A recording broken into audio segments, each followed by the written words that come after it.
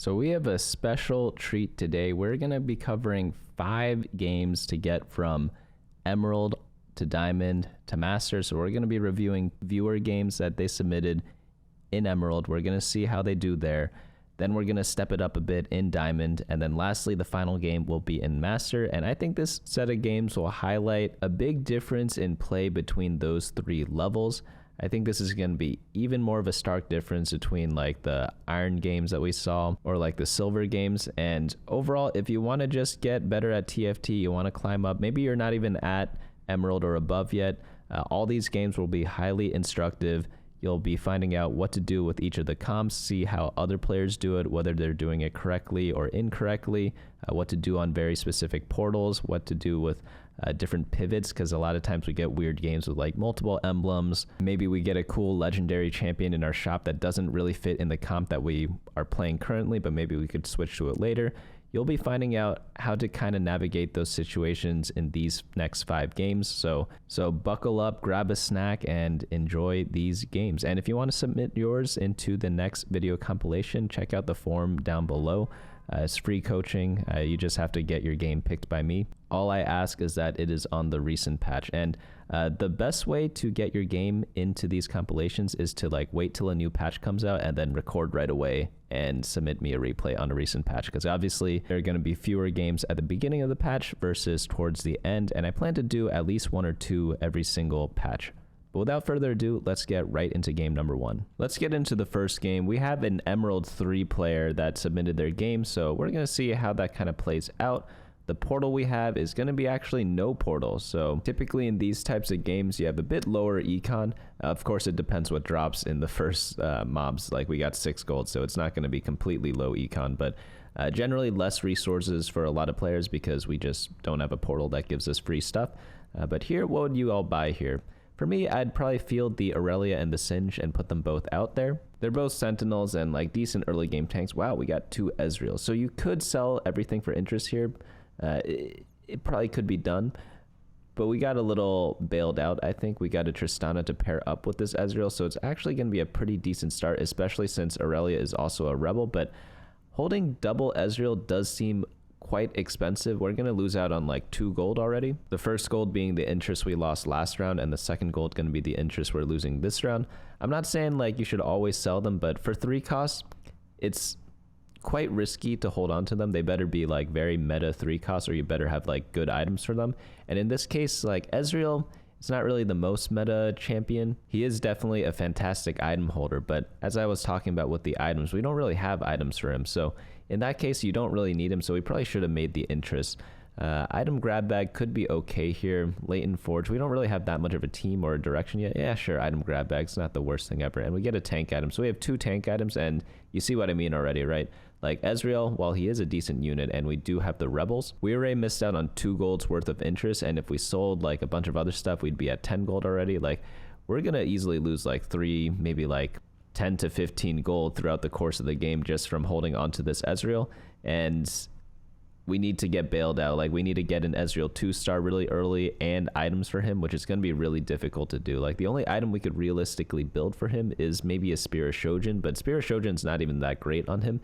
So it's not even that OP of in combo. But as always, like you probably should be checking out the website to know which champions are like in the meta right now for 3 costs. And that's going to be found on bunnymuffins.lol/meta, which is updated every single Friday.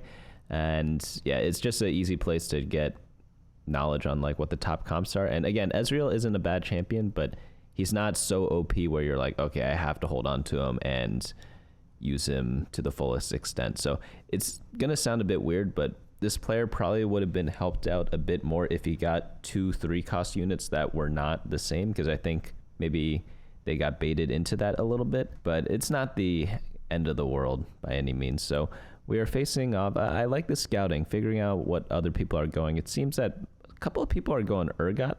I'd probably pick up the Urgot here anyways, though. Try to play with the Artillerists a little bit, but is he planning on going Rebels? It does certainly seem like it, because he has a Rebel start right now, about to do the team planner. Let's see what they are going to be cooking up a little bit.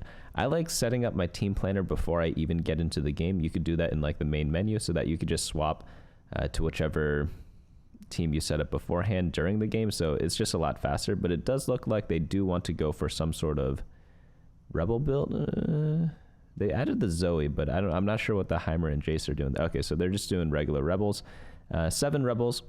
It's very solid comp, but you need to win streak to realize the full potential of this comp. So it's not as easy as just putting all the units into the team planner and then clicking all of them. So had we made all that interest early on, and I know Ezreal is a rebel unit, it actually would have been better to just have the gold instead, because what's the point of playing rebels? It's to hit Jinx and then she blows up the entire board, and the best way to get Jinx is to just go level 9 as quickly and safely as possible, and then use like 1 billion gold to roll down and ideally get her 1 or 2 starred. So that's mainly like the quick and dirty way to play rebels. It's like get to level 9, and it's not the best on this portal, especially with silver augment, because again, we just have fewer resources, and because of that, it's going to be hard to get to level 9. So you definitely want to play this with an econ augment or with like gold subscription as the portal. I don't even know if that one exists anymore, but something that gives gold, like Warwick's Galaxy gives a lot of gold if you are able to kill stuff. So that's just one thing to look out for when you are playing with rebels. So we win the first round and then lose the next 2. It could be better. Like, life is not that great in this game right now, but let's see what they pick up off carousel. So we have a tier. I like bows a lot when I play this comp. We also have a chain vest. We could complete maybe like a tank item. Tank items are super important because you need to buy time for your Jinx to cast, but apart from that, bows are the most important components. So I might go for a bow here just so I start building some of those items. An interesting take would be getting the Ezreal 2-star. I'm not the biggest fan of like blue buff Ezreal or anything, but it is what it is. So we end up going for the Negatron instead of the bow. Again, I would go for the bow because it makes great items for Zoe and for Jinx because they need to attack really quickly.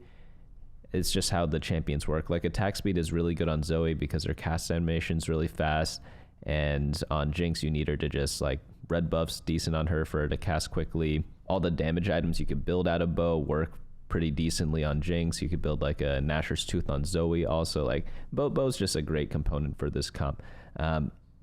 For like best items, like a lot of people like putting Shojin on Jinx, so if you do want to save that tier, you can't really build like an adaptive helm saving it for Zoe, right? Because Shojin's going to be a lot better for your Jinx later on. But I guess you could complete the tank item with the Negatron plus Chain Vest combo.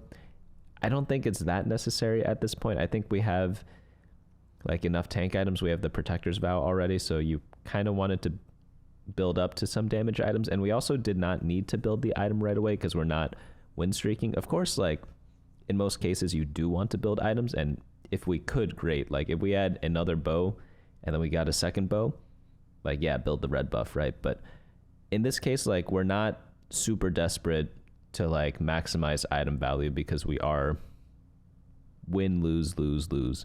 So we don't need to like keep up our win streak or anything. So I definitely would have held off on just like slamming the tank item and just picking up the most important component for this comp instead. That way, once stage 3 comes around, we can not like power spike, but like mini power spike there and go from there. But yeah, if we really think about it, we're down like 7 gold right now, maybe even more, because we could sell Ezreal for even more and then get to the next interest threshold. So we might be down like 8 or 9 gold just off of like the first stage.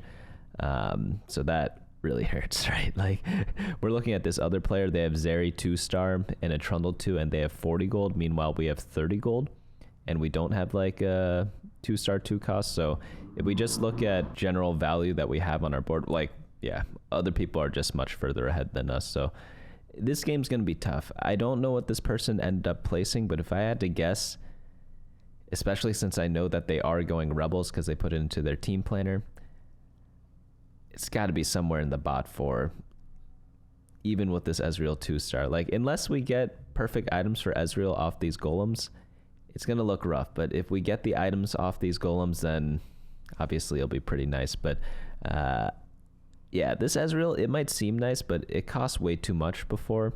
Sometimes 3-star units just aren't really that worth it in the early game. And it's only really if you're forcing their reroll comp where I would kind of hold on to them. It's obviously like a very case dependent type of process, but In this specific case, since we did not have items for Ezreal and we're going for a very expensive comp, it's just very risky to do. Even if we do get the payoff, which we do have here, right? And we got like pretty much perfect items off this Krugs. Not perfect, but we got a bow. We could build a Shojin for Ezreal to hold on to. He's going to use that to like carry a lot of parts of the game. And we get a set too. Okay. All of a sudden, my prediction of bot 4 seems very, very, very silly because he just got two natural upgrades without rolling. Let's see what items they build. It definitely has to be the Shojin. I'd even build the Nashers on Ezreal right now. How bad can it be, right? We will end up making great use of these items later. So yeah, I just slammed the Shojin and Nashers on Ezreal because if you ever have an upgraded unit, I'd even item remove this Aurelia and put the items on set. But whenever you have an upgraded unit in the early game, it's very important to put items on them because they're supposed to carry your team, you know? Yeah, build the Nashers as well. Okay, beautiful, beautiful. I actually thought they wouldn't put it on Ezreal because most people are like, oh, I only build Nashers on ability power units. But on Ezreal, it's perfectly fine just to hold on to, right? He's not like in love with the item. He doesn't have to marry it. So you could just put the Nashor's Tooth on him and then find a better partner for the Nashor's Tooth later on in the game, which would be something like a Zoe. Shojin, of course, would go on Zoe and then on Jinx. Once you get Jinx, I think Shojin is Jinx's best item because you really just need her to cast, and Alawi is a beast of a tank, don't get me wrong, but no one's that big of a beast. So here, very clear choice. We have little buddies.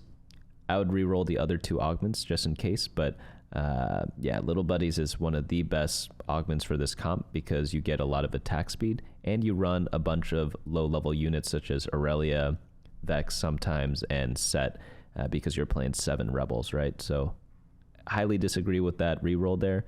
I would have rerolled the other ones first for sure, but I wonder what they are looking for. So Sated Spellweaver, are they not going to play rebels? Because so Sated Spellweaver, it gives Omnivamp, right? You typically want Omnivamp on units that on damage units that take damage. So that's going to be melee carries for the most part. And I'm not saying that this augment can't work in any other comp, but compared to the other options we have, like Little Buddies is really, really good for this. And this one is like not even a good augment for this comp. So like, unless we're switching into something else, I don't really know why we took this. So I guess augment choice is a little tricky sometimes because you might think like, oh, maybe I want a combat augment. I mean, Little Buddies is a combat augment, but let's say like you don't know how to use Little Buddies because it is a bit confusing, right? So you skip it. I probably would have taken something else instead of this Sated Spellweaver though. Like even Item Collector, I would have maybe preferred. So let's see what we get in the next shop though. Nothing too much. We also forgot to level up on the last turn. Normally you always want to keep at least 50 gold because that's the max interest you can make. But I think on 3-2, you want to be level 6 for better shop odds and also getting a few more champions out and hopefully trying to win some of these rounds. So if you are at like 40 or even 30 gold, leveling up to level 6 on 3-2, if you're doing like a fast 8, perfectly fine. You don't need to be at 50 at all times. But yeah, it does look like we are going to win a bunch of these rounds because we got the free upgrades, but we have to think of the situations where we don't hit that because TFT is a game of variance, people like to call it, and you don't always get things working your way all the time. So even though we did end up hitting the Ezreal, like I still would have preferred selling it at the beginning. But let's look at what this Urgot's doing. Urgot is a very fun champ to play. They do have him 2-star with pretty decent items and like decent augments, but we are able to win here. That's really nice. We could definitely do some sort of like fast 8, fast 9 here with this type of build. So carousel is pretty easy for us though because we don't have any items to complete. Getting a third tank item for Alawi would be great, mainly because Protector's Vow, while being a tank item, for my Alawi in Rebels, I want like big dedicated tank items for them, just so they could buy every bit of time as needed. But if you get like a backline item here, like if there was a bow, I'd definitely take that. Rod on Alawi, I'd probably take that just because Alawi is so critical to the comp, and Rod could always be put on Zoe, even though like it's not completely necessary because we already have 2 items for her. But getting the cloak here after the other person took it, like sure, why not? Let's see, let's level up to level 7. We can spend, whoa, why did we roll there? Are we doing a reroll comp right now? So I don't know what it is, but I've noticed in a lot of the replays we've went over, a lot of people are just rolling for fun. And we have 2 pairs here, Akali and Aurelia. And you could say like, oh, Aurelia is pretty important because we have 2 items on her. But we could also just item remove her, right? We have 2 of them. Just drop it on set and then use the items on set. So I don't understand the role here. So we wasted maybe like 10 gold, maybe a little more, let's say 12 gold on lost interest. And then we also are down another 2 gold. So again, I always want to be mentioning this. Like, we sometimes watch games and wonder like, oh, or like play games and we're like, oh, we couldn't hit. And like, I rolled down like so much gold, XYZ or whatever. But sometimes you don't hit because you just have less gold than you're supposed to have. So that's something that probably could be worked on. We also could have leveled to level 7 here and kept at 30 gold. So I normally release like a tips and tricks video every set. And okay, so this is another time when we watched in our previous coaching video where we saw someone pre-level and also roll in the same turn. And I talked about how wrong that is. So we can't be repeating mistakes if we have watched the other videos. I'm going to assume this person did watch the old coaching video because they submitted a video for this one. If they haven't, I do highly recommend them check it out as well. So pretty much never do what this player did, which is pre-level and roll in the same turn. You either want to roll and not pre-level at all, level up, then roll, or even just do nothing at all. I think doing nothing at all would have been preferred here. Yeah, you could slam the cloak on Aurelia. There's no reason not to. Just because like we're going to item remove the Aurelia anyways, and the cloak, it like adds a tiny bit of resistances, right? Like we're facing an attack damage comp, but like some of the tanks do AP damage, so you might as well just use it, right? There's literally no downside. So, but if you don't slam the cloak, like I'm not going to be mad at anyone, right? But since they're thinking about it, I think they should have just slammed it. So now we level up to level 7. We could have just been level 7 before, even with holding the Ezreals. Do they want to do a Ezreal reroll? Is that what they're trying to do? If that's the case, the rolls from before are still incorrect because Ezreal's a 3-cost unit, so you want to roll for him at level 7, not at level 6. So that's one thing to keep in mind whenever we are looking at this. So that's just strictly wrong. But let's see what they get off the Wolf Camp. We get tank item, beautiful. A sword, nice. That's going to be good for Ezreal for the mid game. And a rod. Okay, lots of options we could choose from here. This one's actually tough. I'm not 100% sure which items to build here.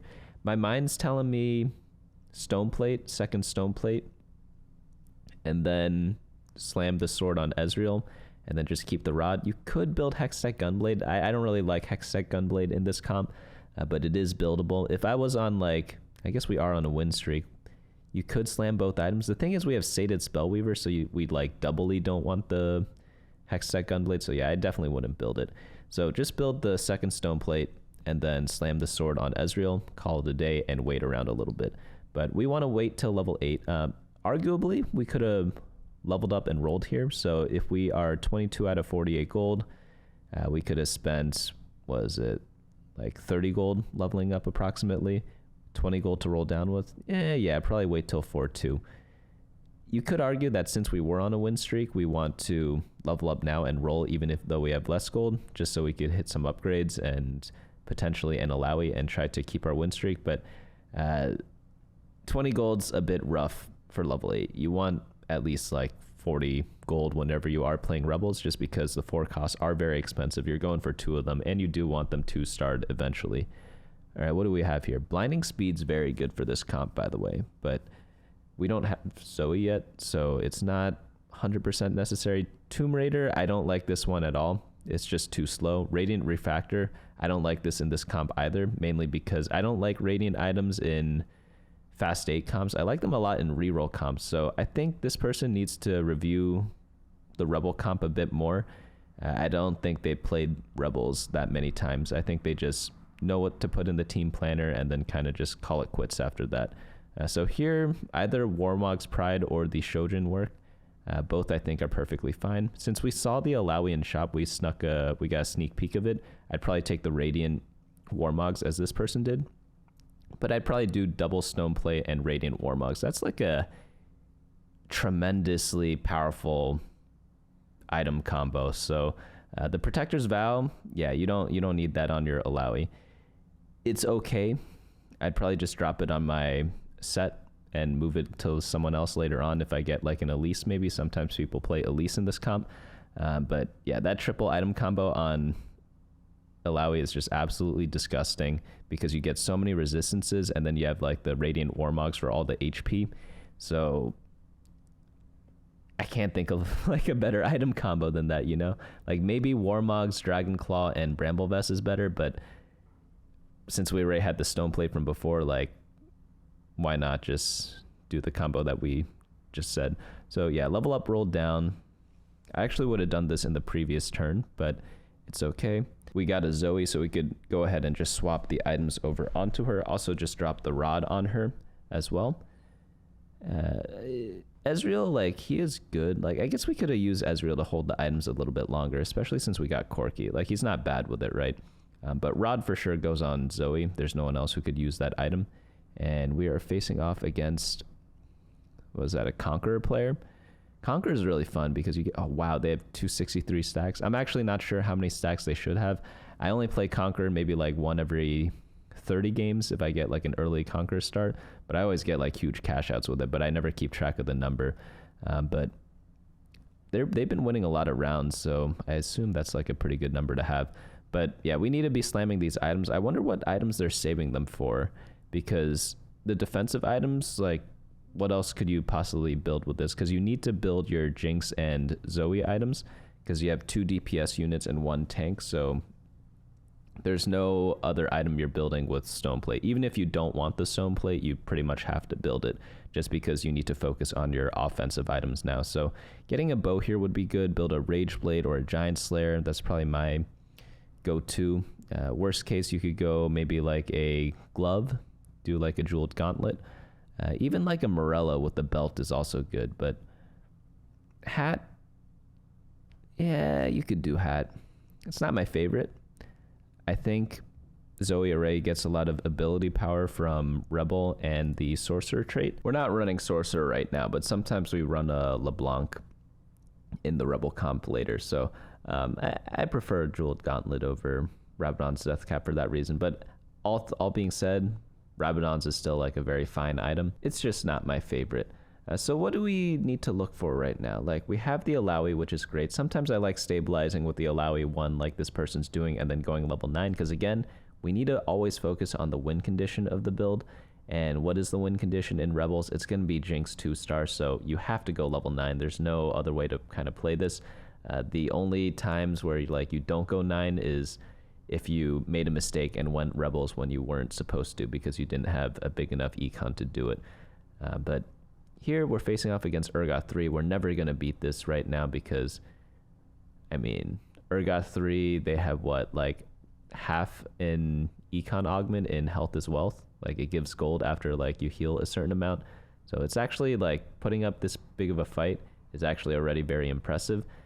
7 Rebel is very powerful like that, but yeah, we don't need these extra Ezreals either. Did we lose an interest from keeping these extra 2? You don't really need the 3-star Ezreal, especially if we don't have items for him, because like we need to itemize everyone else, but okay, wow. Bulwark, yep, just take that. I prefer tank anomalies on Rebels most of the time, so if you, no, do not roll, just take it. I know we already have a lot of resistances because we have a Stoneplate and we're going to be playing Sentinel, but I mean, it's still fine to have like just any tank trait and then we use all our gold to fast 9. Beautiful. It's going to be a lot more efficient just because, like, again, Jinx is a win con. These echoes, yeah, we should sell these Ezreals, hold on to these 2 echoes instead. It costs 8 gold. I wouldn't replace the Corki quite yet because you only play echo once you have Jinx. So I don't know why they're so married to these Ezreals because, yeah, if we got like 5 Ezreals in our next shop, like, is our team going to be that much better? Not really. I mean, it will be better, but like we have 0 items for Ezreal, so how could it do that much? Now we're facing off against a player who is literally just trolling. They have a Vlad 3 with triple Archangels in the front. I have heard about this build. I don't know if it, like, I've heard of it. This is the first time I'm actually seeing it. Let's see how it performs. This person's name is like ends in 7-7. So we'll see how they do at the end of the game. But I gotta wonder if there's like a better comp you could play than this. Maybe I'm missing something, but we'll see. Like, I have heard of this comp, some like Vlad AP build, but the fact that it's like barely beating a 1-star Zoe, 1-star Alawi is telling me everything I need to know already. So yeah, it's good to have fun, but just know when you are having fun, it's going to be a little more difficult to climb.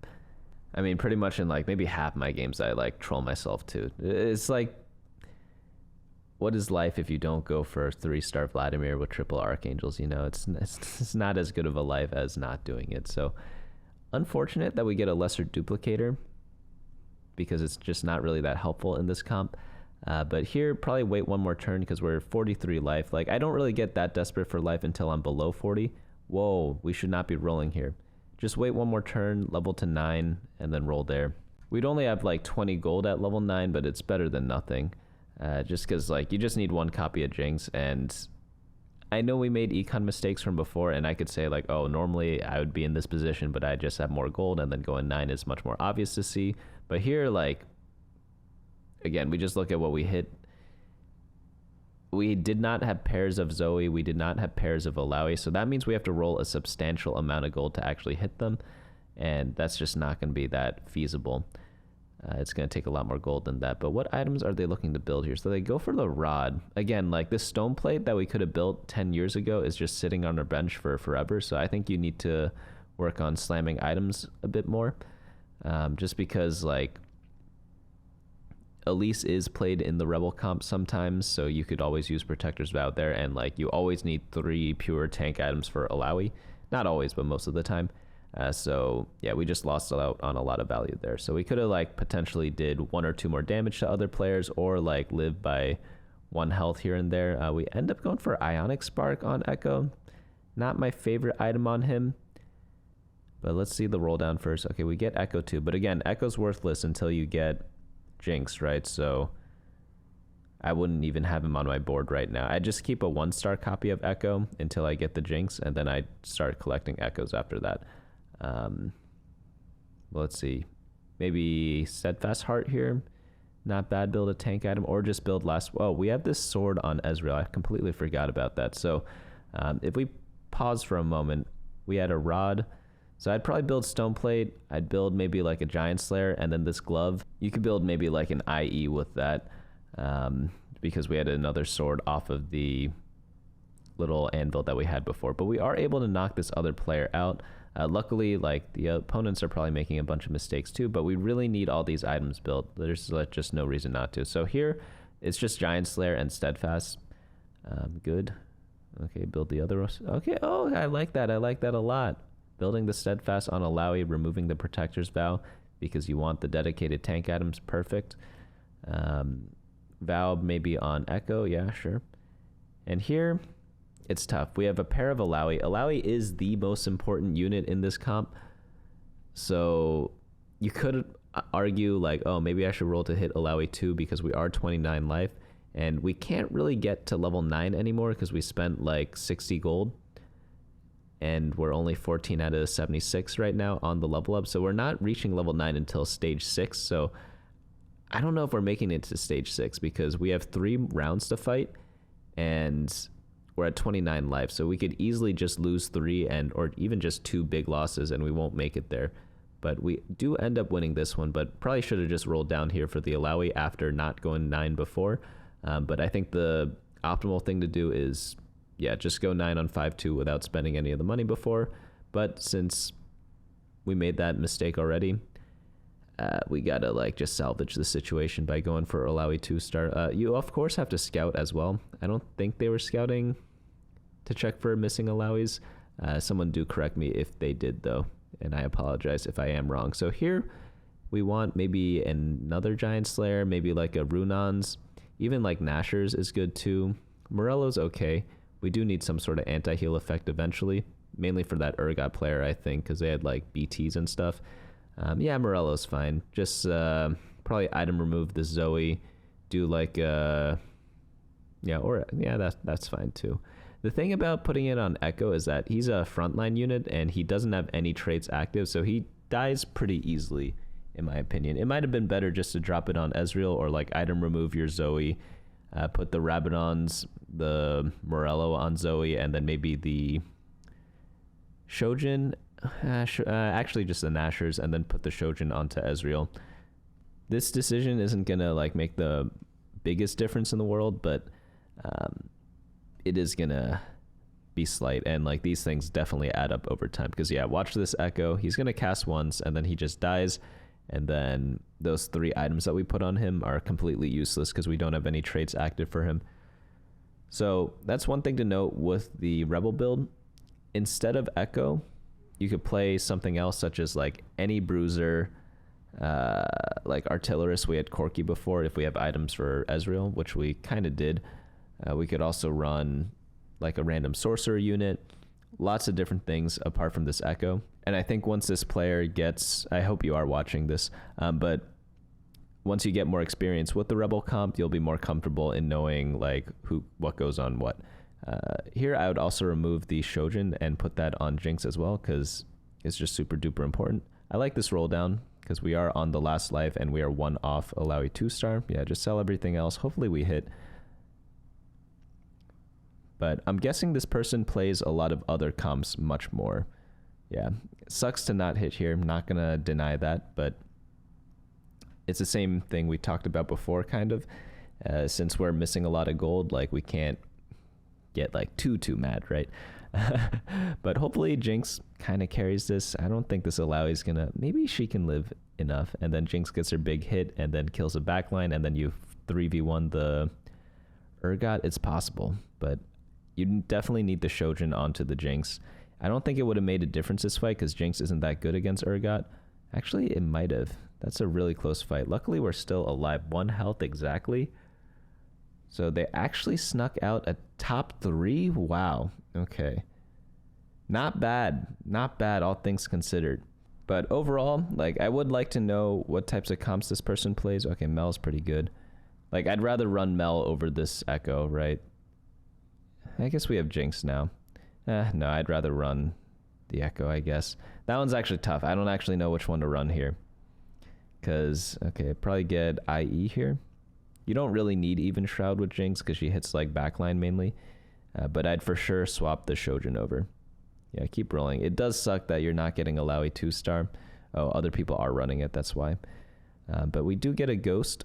But I think since we have to win too many rounds, it's probably just a 3rd. But we'll watch just in case something crazy happens. Keep an eye out for Jinx. But yeah, I could tell this person doesn't play a lot of Rebels because the augment choices were not that great. Like we passed up on a lot of like some of the really good Rebel augments. And also just like not knowing who to sub in for Echo before hitting your Jinx. And I think after that, like you'll be much better at Rebels. As for like general feedback, like mainly just the econ in the early game and then just comp knowledge. Game number 2, we have Vander. So Vander, he's just like Golden Gala, which means that every augment we are going to see is going to be gold. So it's just going to be an average game of TFT, nothing too crazy. So interestingly enough, we got 2 games in a row. It's like nothing super weird going on. But Golden Gala means you like can't get repeat augments a lot. But gold has like the most augments. I think they're like, I don't even know, maybe like 100 gold augments. I didn't count them all, but it does avoid things such as getting like a crown, then a crest later on, which I think is nice. So here, what units do we want to hold on to? I think it's going to be the double Aurelia. Oh, wow. A little fast on this. I think everyone needs to just play like a tad slower, look at their shop first, and then put units in based on that, because this is just double Aurelia for me up front, and no really good reason to do other stuff. You could maybe do like only Urgot, sell everything else if you're just hard forcing Urgot or something like that, but in like 99% of cases I would have just done the double Aurelia. It doesn't seem like it mattered because we're able to buy it anyways, but there will be times where it does matter. Also here, no reason to run the Rebels. I just do double Aurelia plus Vex and then keep the set on the bench just in case I need to sell them, because there might be a 1 out of 10 case where you do. You may notice in this video and a lot of other videos that I make on these types of coaching things, it's like some decisions, they might not even affect your game, you know, like, or sometimes it might even benefit you to do that. Like the Ezreals from last game, we did end up hitting the Ezreals, and even without items, it did stabilize his board quite a bit. But we always have to remember the times where it could cost you. So here, what do we want? Our items, you could go in like any direction here, right? Everyone's got like 5 items, but for ours, could go maybe like a Last Whisper Sunfire Cape, could do like a Static Shiv Sunfire, so both AD and AP comps open. Clear Mind and Cluttered Mind, I'd probably take all that Shimmers, just screw it. Just get some gold off of that. Starry Night's perfectly fine too. This person, I think they wanted to go for some sort of melee comp, so Hand of Justice and Titan's Resolve going to be a really good combo for that. Urgot, probably pretty solid comp as well. I don't think we're going to go Urgot though. You really want Sterix Gauge, but we could start off with this. Yeah, just build the Hand of Justice. Why not?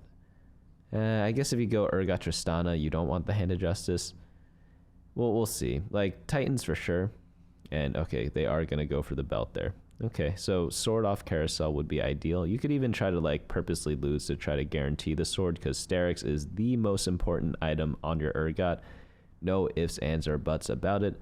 I really like this comp even more with the Sterix Gauge augment called Unleash the Beast. I think that's the best combo with that. So combined with Starry Night, which is a fantastic reroll augment, this comp can get really, really ramped up and very quickly at that. So this would be good if we were going Renata.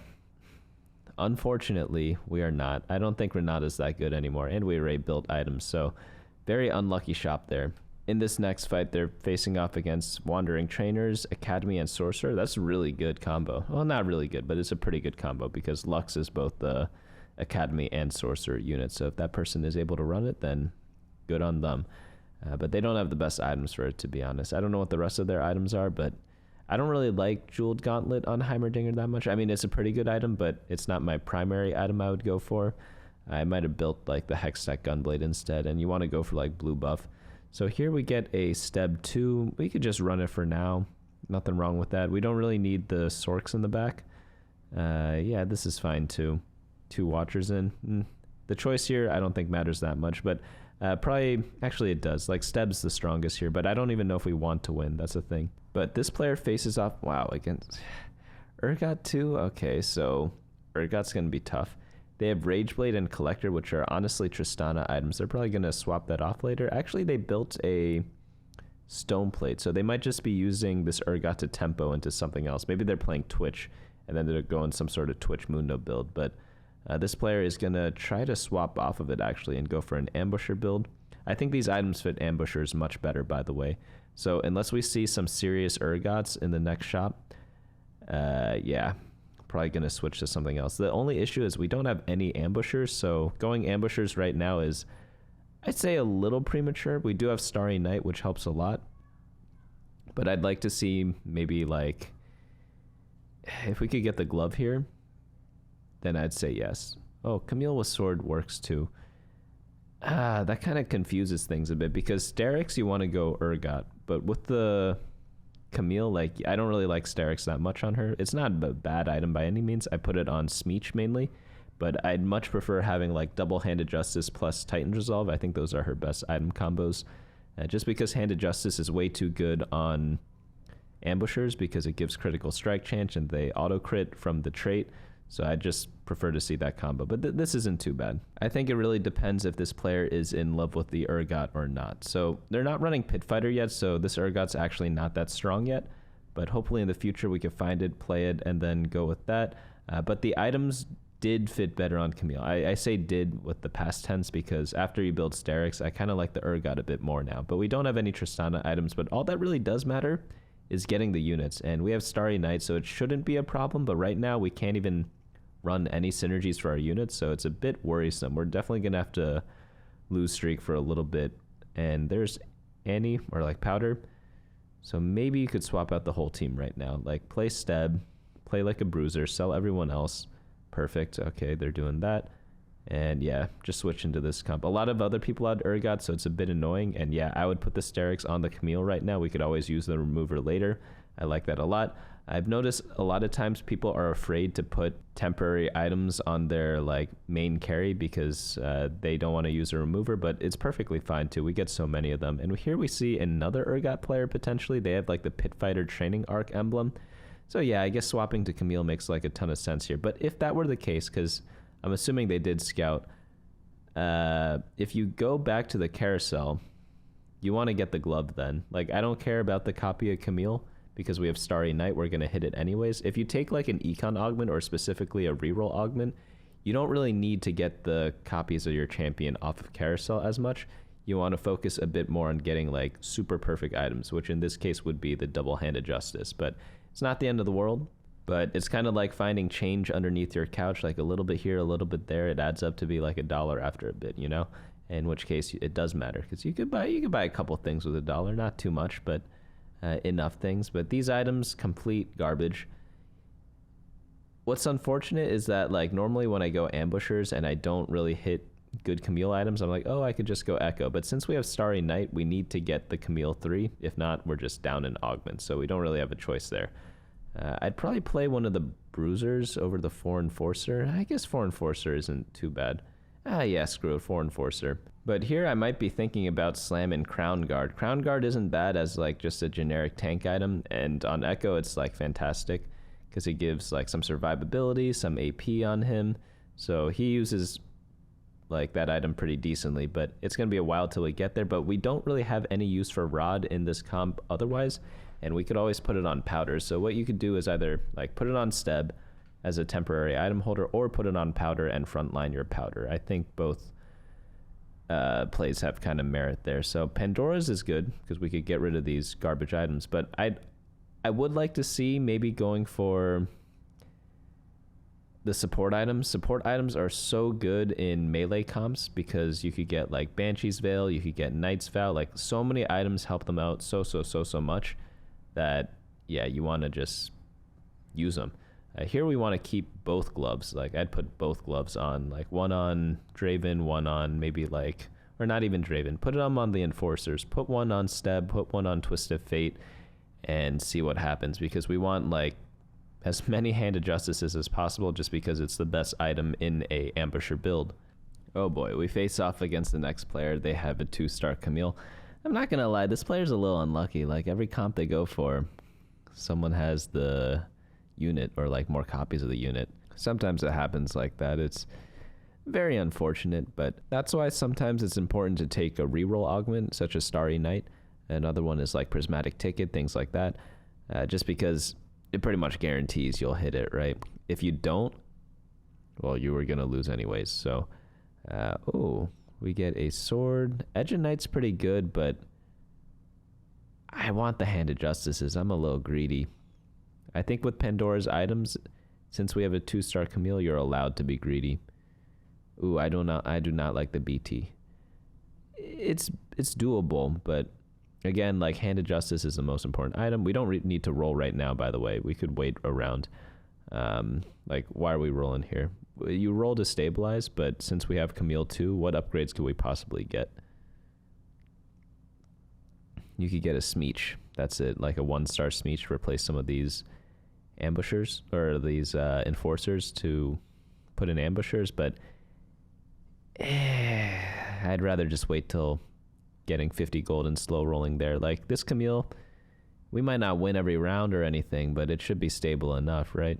But yeah, if you're going to build a sword item, I prefer the Edge of Night. Like a Edge of Night, Handed Justice, Titan's Resolve isn't a bad build. I mean, BT's fine as well, but like if I were to go double healing, it for sure would be Handed Justice. So here we want to go for highest cost unit, just because like we have Pandora's items. So I'd probably go for the Twitch or Alawi, deny people like a critical unit for them. Yeah, Zoe with bow, but Zoe, like bow is important for people, but Twitch with the rod, they could build like Rage Blade plus a Twitch. It could be a little annoying. This spot right now does feel a little weird though. We do have the Pandora, so I guess all our items will eventually get fixed. No Handed Justice yet, really unlucky. And now is a point where we want to start slow rolling, so we're rolling a little too far down here in my opinion. I know they're probably looking for Smeech, but we could just stay above 50 and just find it later on, because like Camille 3 is going to do much more than whatever a Smeech will do right now. That being said, like we're only losing 1 gold worth of interest. It's just I don't see what we could have like possibly hit to get like a substantial upgrade. But we should look at our items now. Was there anything else we wanted? I guess they are scouting around, but like you don't need to scout at this point. Like you're already locked into Camille. I guess you could scout to see how powerful people are, but it's a little tricky doing it during the round because people's units already died, so sometimes you miss out on what everyone actually has on their board. But that's just like a small detail there. Like sometimes like you don't need a scout after a certain point, but if you're just locked into one comp here and there. What we could also do is sell this Morgana and put the Sterix onto the Trundle. Trundle could just hold it until you replace it later. That's not a bad idea either. But yeah, I don't know why we're rolling here either. We just need to be a bit more patient. I've noticed a lot of people playing reroll, they lack a lot of patience. I mean, like we did hit that Camille 3 there, but we could have just waited till 4-1. Like we don't have Camille 3 yet, so we could have just saved up 1 gold last round, 2 gold this round, and just hit everything on 4-1, which is what's important, and then win every single round in 4-1, and then we are more than good to go. Yeah, even Shroud's good, sure, just slam it. Yeah, Titan's Double-Handed Justice, extremely good build. And then we definitely want to keep these items. Like we could just, again, just put them on the Steb or the Trundle because we're going to sell them later. It's just like free value that we kind of lost out on. But we don't really have a streak, not the biggest econ. We still should hit this Camille. It's just that we need to have extra gold to kind of power level up after that. So that's what I'm kind of missing the most. It's like that extra level up potential. Would we guess this person places this game based on what happened so far? My guess would be maybe like a 4th or 5th. I feel like they're going to stabilize really hard, but it's going to depend on whether we're able to level up and hit the other ambushers, because we definitely need that Echo later on. He's kind of hard to hit because some people, like he's played a lot now. People play him in Scrap. People just play him randomly in some Firelight builds. So getting him is a very big power spike, especially with Starry Night. But we don't have much gold this game, so not the like best rolls I would say with Starry Night, but not the worst either. But we probably want to buy this powder here. Like with Starry Night, you often get like 3-star of the 1 cost pretty easily. These items are hilarious. We have 4 bows and a belt. Yeah, I would definitely roll down here for Camille 3. So this is when I like to do like some sort of all-in. If I'm doing 1 cost reroll, I for sure all-in on stage 4-1. If I take a econ augment such as Starry Night, I also most likely will all-in on stage 4-1 too. Because the reason why you need to do that, if you have a reroll augment, you get outscaled much later on in the game, so you need to hit your comps earlier. It's not enough to say like, oh, I took a reroll augment and I like hit 3-star everything, but why am I still losing? Sometimes that happens because you hit it too late. But a general power spike is like sometime early on in stage 4 when you have like a bunch of copies of Camille. But now we're kind of back in the game because we got our Camille 3. We got decent items on her because we have Pandora's. I wouldn't say it's like something super amazing because our augments literally give us perfect items. But we need to find something else to do with all these extra components and then level up, find the Echo, because getting to 4 Ambusher is going to be huge and getting Jinx even bigger. So unlikely duo. Probably a choice there, yeah. A lot of tiers. So we get the Jinx, we get the Savika. Yeah, we should probably play the Savika. This combo is a little odd because like you mainly just take this augment to get 1 copy of Jinx, but it does make it a little awkward. I would just level up here. It only costs us 1 gold of interest to level up, and yeah, Garen's pretty powerful. We want to put Jinx in the back. I like putting Powder up in the front. Definitely very viable, but yeah, put 1 tier on Smeech, 1 tier on your Jinx. Do not roll here. And we could build like a Spear of Shojin possibly on Jinx, and then she'll end up casting, because Jinx takes a long time to get her big blast out. The reason, whoa, why do we, I guess you could do that. I can't fault for that. It's a mana item. Just, I feel like with Pandora's, we could have waited maybe 1 turn because we have a couple of components to reroll, and like we just need a sword or a glove, and then we can build an item next turn, and then one or the other in the turn after that.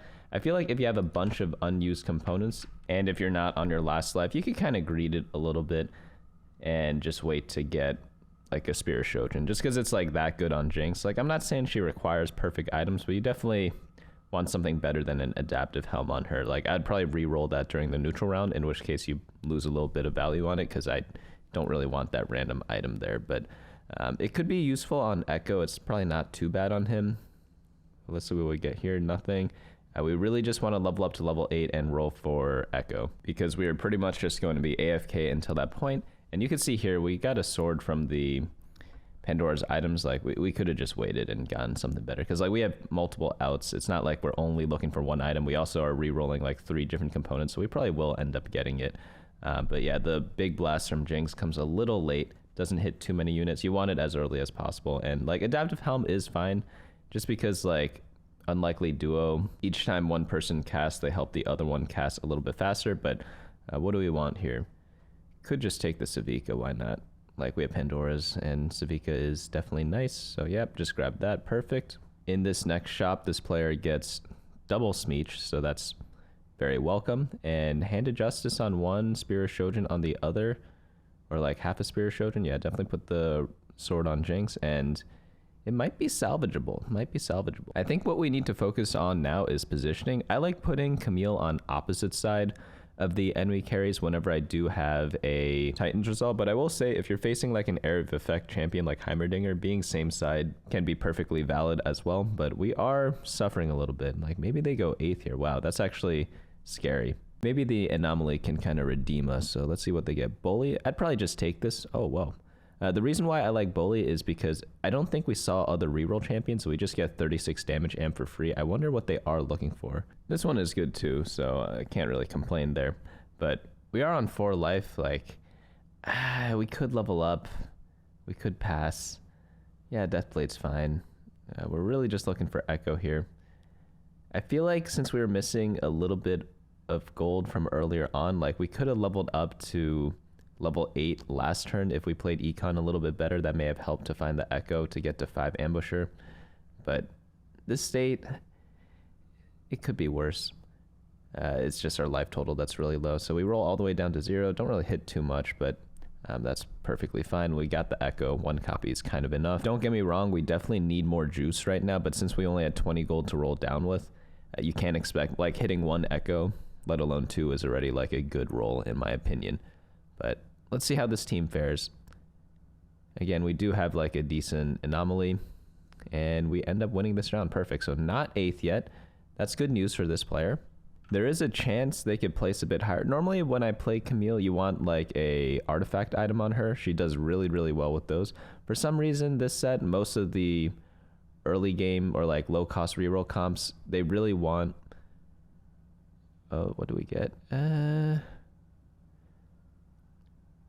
This one's tough. Yeah, maybe just Last Whispers. No, you have to slam it. You don't have time to wait anymore. But let's roll down a bit. Mel, can we play that over someone? Maybe over... Ooh, Echo 2. We could item remove the Smeech, maybe. Vi. Yeah, Vi's a bit better. Yeah, replace Garen. That's a good idea. And then drop that onto Vi. That is a big Blitzcrank. Yeah, Mel should help us buy some time later on if we are able to win a couple rounds, and then she can stack up her cast. I would play her here for sure, even though we don't really have items for her. We could eventually put the adaptive helm on her, though. That'd be pretty good. But I'd definitely leave it on Jinx for now because we need her to get her cast off. Like, I know it didn't have that much of an impact this game, but other games it might. What sucks is that we lost a tank in Garen, and this build kind of wants like a little bit of tankiness. Not like an extreme amount. Like, we're not going to go ahead and build tank items, for example, but something just to keep our team alive a little bit, because we're pretty much an all DPS comp. So you always want to have a balance in TFT. So it's a little bit tricky when we hit like Unlikely Duo and this Mel, because they don't really give tankiness. But yeah, I'd probably item remove this, put it on Echo. Just put all 3 items on him. No reason not to. Like, I know Sterix isn't like the best item on him, but just put 3 items on people in the late game. We have an item remover that we could kind of swap it over to. And since we're in 1 life, we cannot play greedy at all. Like, really, really risky too. What item do we want off this carousel? Do you want a Jinx item or do you want a Echo item? I think we might go for an Echo item. Like, if we could get like a Rabadon's, that'd be huge, because, I mean, it's just a really good item on him. He'll probably end up bursting a lot of people. I really, really like him. We should also probably sell these Smeeches. I think they're thinking the same thing. I see their mouse hovered over there. They do it a little late. That's okay. So we lose 1 gold. Yeah, we don't really need the Garen. Just roll down for 0. Yeah, we could get this Vi too. It's actually like a solid upgrade. She could tank for us a little bit. I actually love Vi as a tank. Ooh, I would not lock here. It hurts, but I'd sell the Savika and then buy this Vi because we just don't have the life total to kind of mess around. Because we could get, if we lose here, we could get 7th, and instead we could have gone like maybe a 5th or a 6th, maybe even a 4th.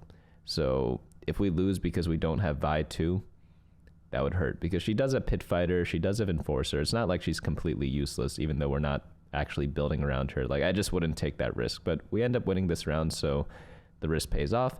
If we get Savika on Carousel, that's going to be a huge high roll, but that's kind of playing for like go big or go home, but I don't really think we needed to do that, because when 2 people were lower life than you and you're 4 life, you just need to do anything in your power to live, because each placement is around like 10 LP. So if you save yourself 20 LP because you got a 5th instead of a 7th, that's like 2 fourths that you saved. And 4th place, what do we want here? Probably maybe another BT.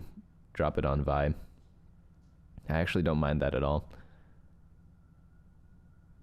The nothing here is like really screaming out at me. Like, I don't think this item pick really matters that much.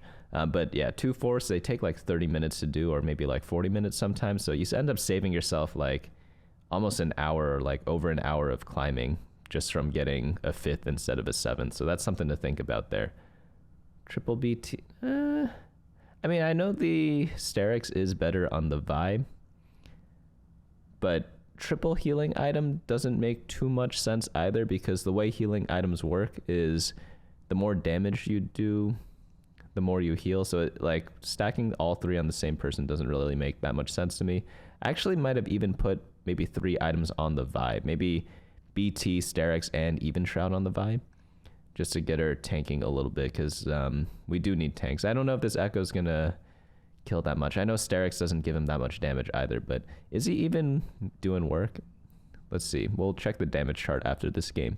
Obviously, it's probably going to be Camille being the biggest damage dealer, but Echo actually is doing work. Okay, that's crazy. I didn't know he could do this much without any like true damage item. I'd probably pick up that extra Echo there. Sometimes I like running 2 Echoes when I play ambushers. I think he's really good. And if we can make it to the dragon, I actually think we could win this game, because getting a full AP item on this Echo, it definitely could bring us back. And we're 1 off Savika. Crazier things have happened in life. It's weird. I thought this game, it could have been an 8th very easily, because for some reason after hitting everything, we were still losing a bunch of rounds, but this player came back. I'm actually kind of impressed. Okay, so they did some scouting. We want to be careful about isolating our Camille like that, because they have a lot of attack damage on that left side. So, okay, so they're going to do a swap. They're probably going to drop Echo there. Oh, whoa. So if the Zeri was on the left side, I'd be a little worried. But they swapped. Sometimes it's like a 50-50. They either swap or they don't. Or they're too lazy to move and they don't realize anything. But I guess it might not have mattered this game, because we kind of blew through them anyways. But you have to be careful with your Camille, because sometimes without anything that gives her any sort of defense, she could just get 1-tapped by like a ranged character in the top left or top right sometimes. So just watch out for that a little. Like, I'd argue even this game, you might even put her in the middle, because she's not wrapping on any of these boards because they have a lot of tanks. But not middle, but like 2nd position from the edge. Like, I just don't want her to get targeted first all the time by a strong unit. Getting hit by that Kog'Maw is actually perfect, because it gives her free Titan stacks, because Kog'Maw's not going to kill her, but you just have to be a little careful. So, and a little lucky too, because sometimes people swap at the last second, and it's like a 50-50 swap, people like to call it. But let's see what we get here. We just need an AP item. Yeah, we could get the 2nd Echo.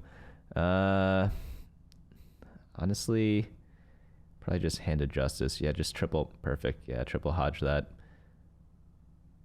Or double Hodge that and BT that, and then BT on this Vi. But don't put it on her yet, because you could roll down right now and possibly get Savika too. because we definitely should roll down. And if we do get Savika too, then we'll want to put some items on her. So I would have done that first, but I guess we do have the extra life from the smell. I think she's stacked up enough now. Probably pick up this Echo. Maybe we run 2 Echoes in some random world. And who are we facing off against? Heimerdinger, Corky. Definitely a scary comp, but I think we do pretty decently into this. They don't have too much single target, so sometimes Camille can kill everything before they really get ramped up. But this one's looking a little close. Is Jinx going to save us? Does not look like it, but we do have Mel to save us. And we get a 3rd. Wow. This could have been an 8th, and instead it's a 3rd. All right, so just roll down right now. Get everything. Oh, we should roll down here.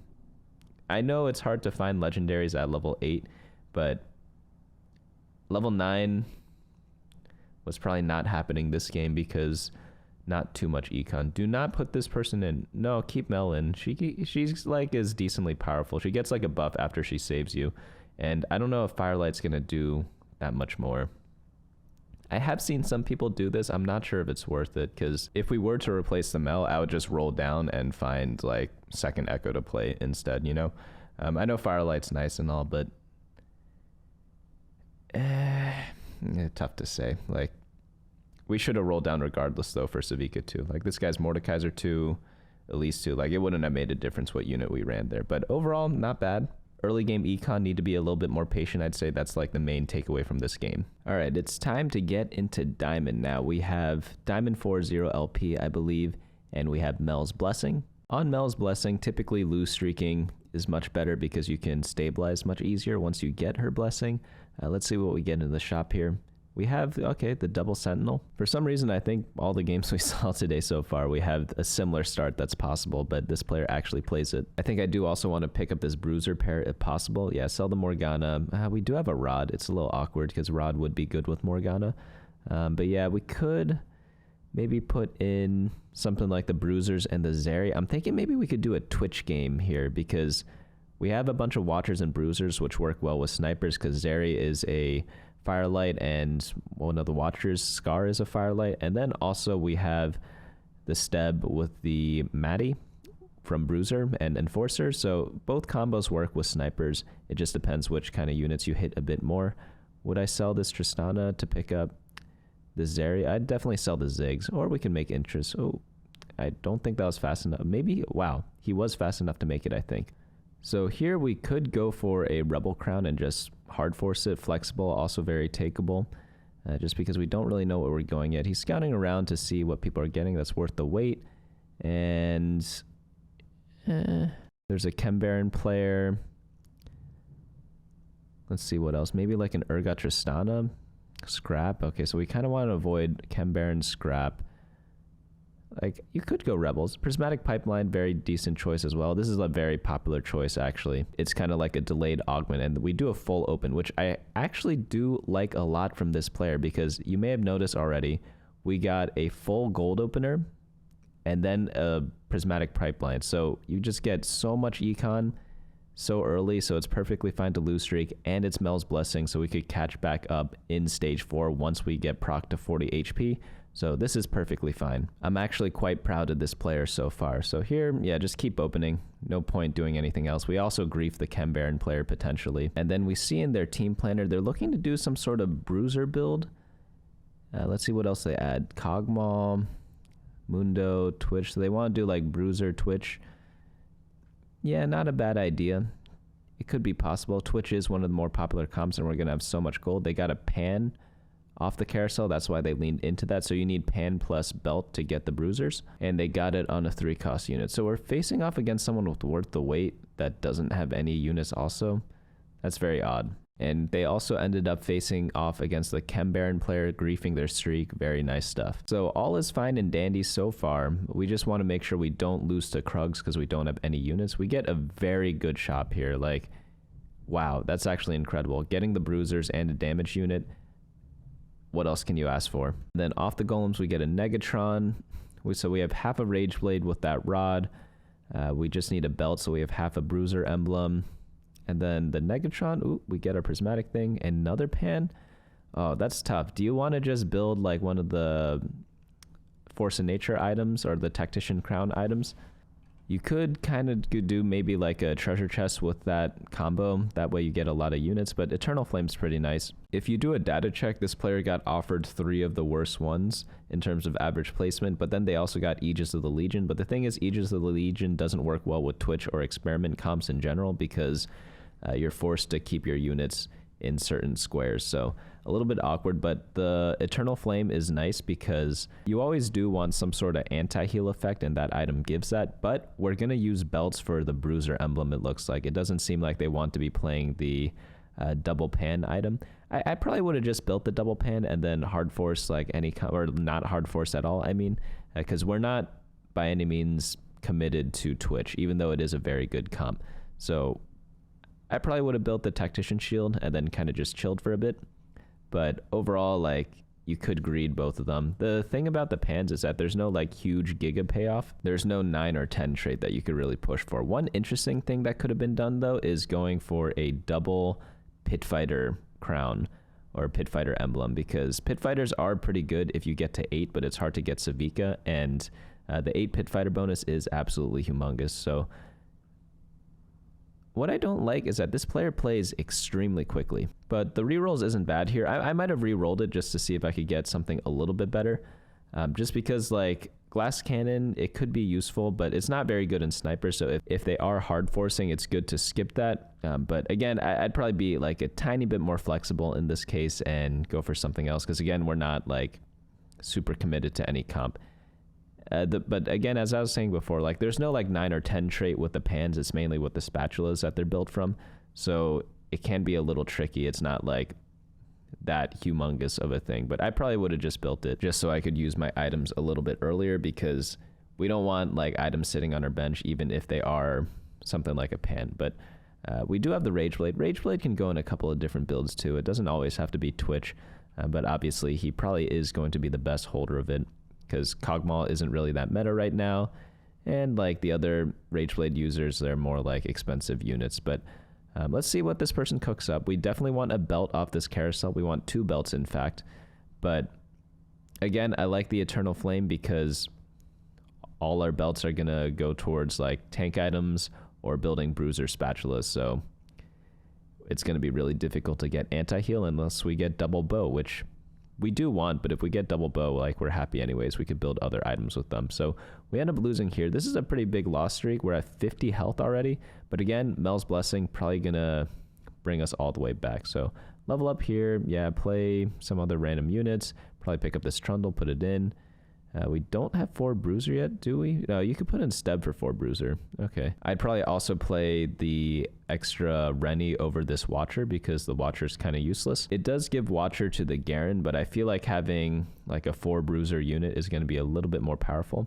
Oh, we're actually selling the Zeri. I wonder why.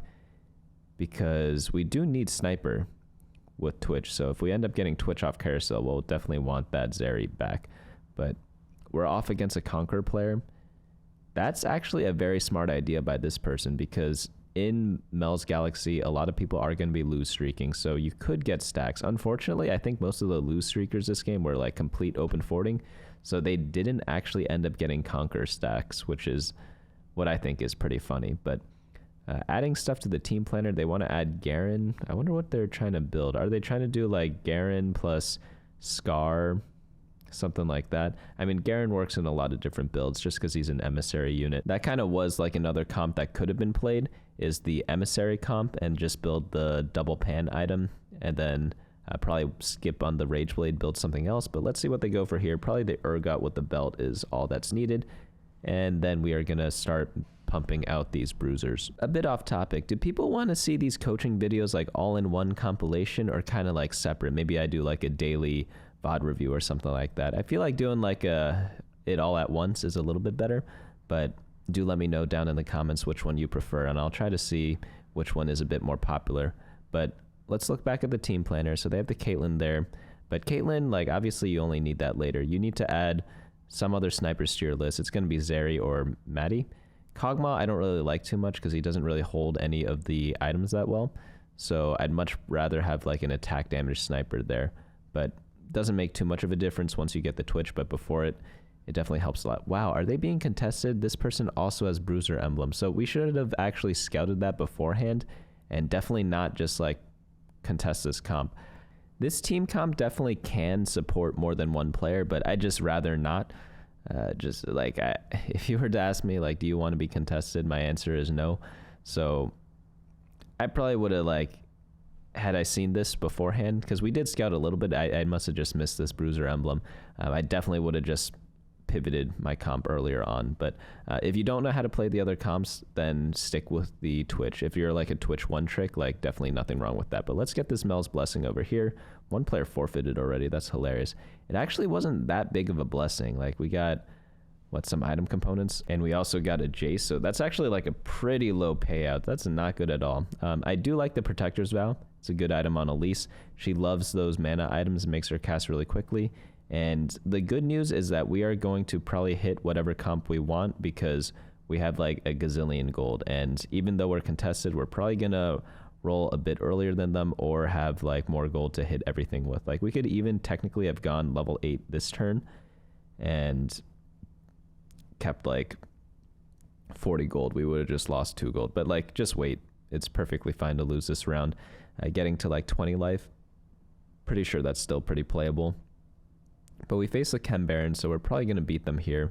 Unfortunate. They have a 240 out of 300 cash out right now, but they are pretty healthy. They're 81 life. Holy cow. That is the healthiest Chem Baron player I've ever seen, but they still have a ton of stacks. Oh, because they got Titanic Titans. That's so stupid.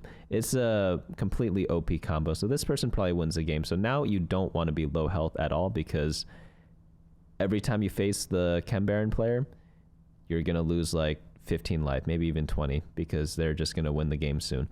So with that in mind, we need to do a huge roll down after this turn. Maybe even start doing it right now, because we have the 11 free rerolls. So yeah, we probably could just start rerolling right now. I definitely would do that. If I miss out on 1 or 2 gold of interest, like, so be it, because unless you can always roll down all your gold, which even a lot of like professional TFT players can't do, you're gonna really regret not doing the roll down during neutrals. But let's see how they do. They're rolling down. We already have a 2-star Rennie. Don't really need the 3-star. We got a Twitch Mundo. Get that. Don't really need the LeBlanc, but sure, pick it up. It's good to pick up random legendaries if you are flexing, but we're not really flexing this game. We're kind of just hard forcing. But roll down faster. You need to go all the way to 0. 8 seconds left. See, they're at 30. So had we rolled to maybe like 40 gold or 30 gold last turn, we would have been able to do a full roll down, which definitely would have been more helpful. By the way, for Eternal Flame, put it on a backline unit, just because you don't need it on the front line. Like, it dies in the front line and then it stops working. So I'd rather have it on a backline unit. Just drop it on the Kog'Maw, for example. So we're facing off against a Zeri. I've actually heard a lot of good things about the Zeri reroll comp, believe it or not, but I don't think this person's doing that. But we should win because it's a ghost, right? Someone forfeited already for some reason. So we get a nice win there. On this next augment round, like, wow, we're at 50 gold. Like, yeah, see what I mean? Like, maybe they wouldn't have even made it to 0 gold even if they rolled before. Mace's Will isn't bad if we have Infinity Edge, but we just don't.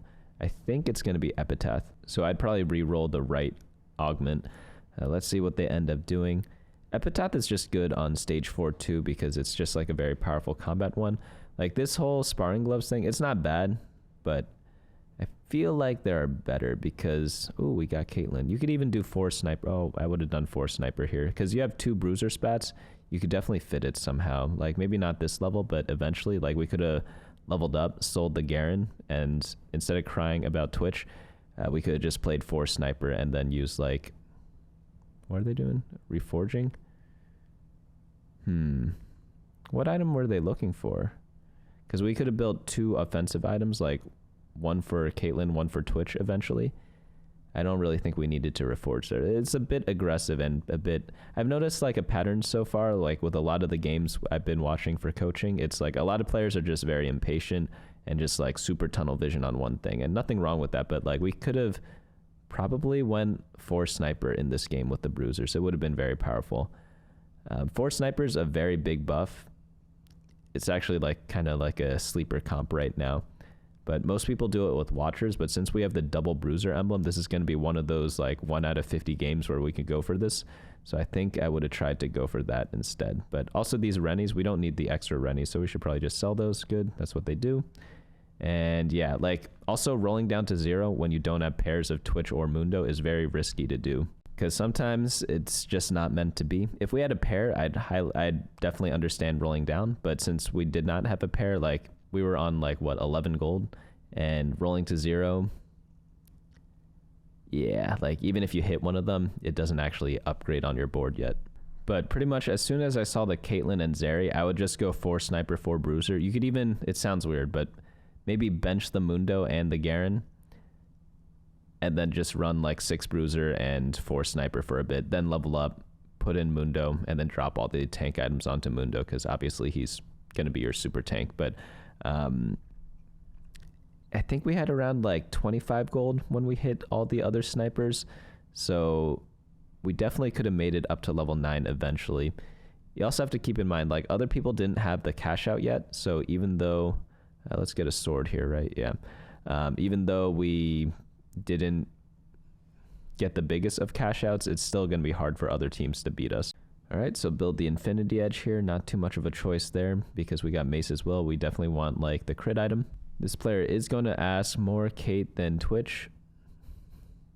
Are they asking like which unit to put the items on? I'd probably just put it on Twitch for now. I'm pretty sure Rageblade is only good on Twitch. I don't really like it that much on Caitlyn. She could definitely use it, but I think they're better holders for it. But here I would probably swap the Garen items over onto this Elise, just like the Protector's Vow. And Garen is pretty useful because he has a crap ton of health and he's giving more health from the Emissary bonus.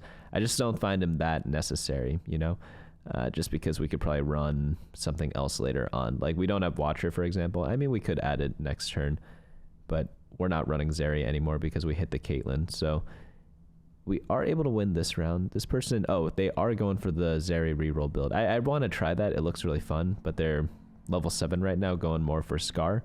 I wonder how that's going to work out for them. But for the anomaly, you normally want a Mundo anomaly, not freestyling, not fireball. Yeah, Deep Roots Mundo, good enough. Just take it. And then I want to definitely just go... Whoa, Garen. Okay. I mean, he is 2-star, but I probably would have just waited until after this turn and then leveled up. It would have been like a little weird because we don't have all the 2-star upgrades yet. But this game in particular, we had a ton more gold because we started the game off with 27 gold because we had one item component, and we were just able to like giga lose streak. What were we on? Like a 10-game lose streak, so it was like absolutely perfect, or like a 9-game lose streak. I forget what it was. And we just had way too much gold this game, so with rolling for days as well. So I definitely would have prioritized going level 9, even though we didn't have 2-star Twitch, 2-star Mundo yet, just because we didn't really have the pairs before rolling down for them. Again, had we had the pairs, then I would be like, yeah, roll down a little bit. But we need to see a lot more patience, especially since we were winning all these other rounds. I know it's kind of hard to judge like how strong you are. That's like part of one of the challenges of TFT, but 6 Bruiser is extremely powerful. Like a lot of people can't get through that front line. All right. Here, do we want to roll? I think it's level 9 now. Like the Mundo's not even that important because we have all these Garen items. Probably just go Dragon Claw on this Garen. Double Dragon Claw is fine. You should scout for how much AP technically, and they are doing that now. There's like some AP, more AD, so maybe you want the Stone Plate. Okay, perfect. Okay, very nice stuff. I'm happy about this player. That's good. That's good. I like that a lot. So I think technically, if we were to do item swaps, how would we do this? Like, are the tank items on the best users possible? So Mundo and Garen, no matter what, are going to be in the middle of your board, so they both miss out on value off this Stone Plate. So I guess it doesn't really matter. We don't really have to switch the items off. But look at this Twitch. Absolute monster in the back line with, like, IE Rageblade with this Mace Will buff thing. So we're able to completely destroy everyone there. Nice hit. Oh, also for the econ stuff, we have Prismatic Pipeline. Like, I forget exactly what loot we got from it, but I'm assuming we got a bit more gold too, because this person was really, really, really rich. Like they could have been level 8, 40 gold on stage 3-6. So just keep that in mind. Bruh, don't let him cash out. Wait, that person's about to get a 600 cash out.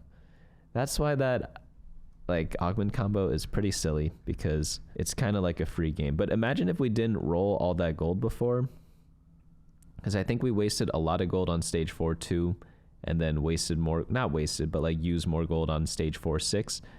We could have had like a lot of gold here at level 9 to roll down with. We probably would have hit Caitlyn 2. We probably would have had enough gold to hit the Mundo 2 and Twitch 2 anyways. Maybe we're at like 20 life or maybe like 15 life, which is a little risky, right? But I think we had like a solid board earlier on. Like we pretty much never upgraded our board with the roll downs anyway. So it is a bit of like hindsight from me talking right now, but we could have hit level 9 like really, really, really quickly. We probably didn't even need to wait until 5-2, probably like a 5-1 roll down. I'm not sure exactly how much gold we would have had, but maybe it would have been at least like 50 or something like that. But we are able to win this round, so this player probably gonna get a top 4 already. It's just a game of whoever dodges the Chem Baron player. So yeah, we could roll to 0 here. It doesn't really matter anymore what gold we have. Just hit one of these Caitlyn's or Mundos. Perfect. Now we are super, super strong. Not much can stop us. Oh, by the way, probably should have played the Mordekaiser over the Cassiopeia.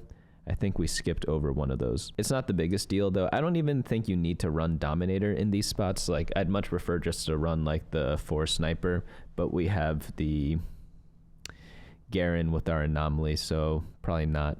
But we could probably run something like, well, what would even complement Garen? Like a Watcher? Would you run a Scar here? Probably not. Just pray for a 6 cost unit, call it a day. But we're able to win this round. It's looking maybe like second or first, actually. Because the Chem Baron player did die because they wanted a 600 cash out instead of a 500 cash out when they got a free game. So, you know, greed kills. Don't be greedy, both in real life and in TFT. It's not ideal. None of these items were really that enticing. They ended up getting a Dominator emblem, which, yeah, we could use that. Have the 2 Mordekaisers here for some reason. It doesn't really do that much, but like, it is what it is. Honestly, who do you even put it on? Yeah, the Elise, sure. They face the ghost of the Zeri player here, so it should just be a free win. How do we want to upgrade our board now? I think it's just continually donkey roll. Get Mordekaiser 2 or Caitlyn 2. I don't even think Mordekaiser does that much. Like, I'd want to move the Bruiser emblem onto him, but the thing is, Garen has our Anomaly. Like, I don't know why we put it on Garen instead of Mundo. I'm guessing their thought process was our Garen is 2-star, our Mundo is not. But I think they're underestimating how tanky 1-star Mundo is with Bruiser emblem as 6 Bruiser. So, yeah, the Garen, it's kind of just like a random unit we're playing. Like, it just could be something better. It is like a decent thought process though. Like sometimes I do prioritize whoever's 2-starred, they get the Anomaly, but normally only if they are one of the main characters in the comp. And in this comp, Garen unfortunately is a side character. It's pretty much only Mundo that you care about, so you just want to buff them up as much as you can. So they're going to do a little bit of repositioning. By the way, put your Mordekaiser near your Twitch because he reduces or increases the damage that units take after he casts his ability for like the closest 4 units, I think is what it is. So you always just want that right next to him. So the other player did not end up hitting Twitch 2 or Caitlyn 2. Maybe they rolled early because they're afraid of being contested, but I don't even think that's an issue. If you roll at level 9, you're probably going to hit even if the other player takes it. There's some metas where 3 players go for the same 4 cost, and I've seen like multiple players hit too. Like many times. It's not like a one-time deal, but even with the 1-star, like you could play around Caitlyn, and the fact that you could fit in 4 snipers at 9, I think would kind of make up for the difference anyways. Or you could just play something else. Like in the Bruiser comp, like Jace is really, really good too. We sold a Jace for some reason. Imagine if this Garen was a Jace, for example. Like we'd get the Shapeshifter buff. We could also play Jace backline if we wanted to. A lot of different things are possible. Bruiser Jace is also really nice in the front line. He's like a pretty solid tank. But we're in the top 3 right now. This player probably wins now that I think about it. I'm just looking at this game, and I don't know if the 11 game win streak doesn't even have Caitlyn 2 yet, only has 1 Caitlyn item, could use 1 more item on Garen. There's a lot of different things that can be improved about this board. Thieves Gloves, yeah, maybe Thieves Gloves for Elise. Shojin on Caitlyn isn't bad too. I kind of like that one. Okay, full tank item on Garen. That's also smart because there were a lot of attack damage players, and you get to move the Protector's Vow over to Elise. Pretty solid stuff. Maybe I would center the Elise, but it does have the Garen buff. Maybe I would put the Garen dead center and then Mundo where he is, and then Elise to the left of the Garen. That'd probably be how I set up. And then the Mordekaiser in the all the way on the right and 1 square back so he doesn't get focused right away. That way he applies the damage amp for your Twitch. But facing off against the Conqueror, are they going to get some insane cash out after this turn? Probably, so we have to be a little careful of that. Gangplank 3, also pretty scary stuff, but this board is just shredding this. Holy cow. Twitch is just way too good this patch. He's just by far the best unit, I think. And, yeah, both Twitch players are in the top 3. The other player hit Twitch 2 in stage 6. So you tell me whether this comp is good or not. Can we reach level 10? I'd probably just roll down, go for the 2-star Caitlyn, 2-star Mordekaiser. We'll probably get the items for them anyways eventually. And the game's ending soon. When can we realistically hit level 10? Maybe stage 6-5? It's a little risky because we wanted to wait 6-1, 6-2, and 6-3. Those are 3 rounds. We probably die in 2 rounds if they're big losses and 3 rounds if they're small losses. Yeah, I probably would have rolled down on 6-1 now that I think about it. We are in the mirror match, but we have 2 emblems. They have 1 emblem, so oh boy. I wonder who is going to win. This person also has hat on their Elise. So, yeah, I think we're going to win. But I'm not sure what anomaly the other person has. They have it on their Mundo, so it definitely is a bit tankier. And, yeah, nice. How'd the other player do? The other player lost, or the other player won against the Ghost. They got 3-star Ambessa. Okay, maybe it's the 2nd place. How do you win against that? Okay, level up now for this Blitzcrank 4 Dominator. But, yeah, 4 Dominator doesn't do anything. If you read Dominator, it gives AP based on, mana spent, and it gives a shield at the start of the game. So the shield is pretty useless because you're already so tanky as Mundo, and he has a heal anyway, so he's going to heal up all the damage he takes at the start of the fight. But the AP stacking, it does make him scale a bit into the fight. Oh, what? Okay. Well, I don't know about putting in a no-item Caitlyn. 4 Dominator probably would have been better than that. But if you have to compare it to stuff like Jace, stuff like 6 costs, you don't really need the Dominators at all. We don't even need to play Mordekaiser, to be honest. It could be literally anything else. Just because I don't think Dominator's that useful on Mundo for buffing him up. It's not bad, but it's not something I would change my team for. But yeah, this person's got Ambessa 3, so yeah, probably probably not winning this one. Let's see what we get. What would even be helpful here? I mean, they're probably going to get the Warmogs, but is that even that good? Runons for Caitlyn might be useful as well. Maybe we get a Caitlyn too. Maybe that's enough to carry. Let's see, okay, pick up the Jace, sell the Twitch and roll. Oh, maybe they don't know that Jace belongs in the comp. Jace definitely is a very solid unit. Okay, that's Mordekaiser too, but it's not doing anything. Yeah, okay, GG. Overall, I'd say very solid play at the start. Good call on going for the lose streak, but I will say you need to recognize when to go level 9 and when to stay level 8 based on different boards you could kind of play. And I think the 4 sniper board could have probably stabilized you just as fine as the other stuff you were going for. And also Garen Probably not going to be one of the mainstays in the comp with the Anomaly. Now let's go into the Diamond 3 game. We're on Jinx Portal. That means it's going to be Crab Rave or Scuttle Puddle. All that means is that there are a lot more loot available. So comps that use a lot of items, comps that are really expensive tend to do well. Like Emissary is really nice here, mainly because it's much easier to get like 4 Emissary. You have like a lot more gold to play with. And okay, I like this a lot, playing the 2 Dariuses and not completing the other one. Very nice stuff. They definitely watch all my other videos, and then they also bought everything else in the shop. So a lot of people wonder, like, should I make interest here? Should I not? Actually, not enough. There is 7 gold here to make interest with. Generally, if you have an upgrade, like, don't. If you have like anything that can steer you towards a good early game, also don't.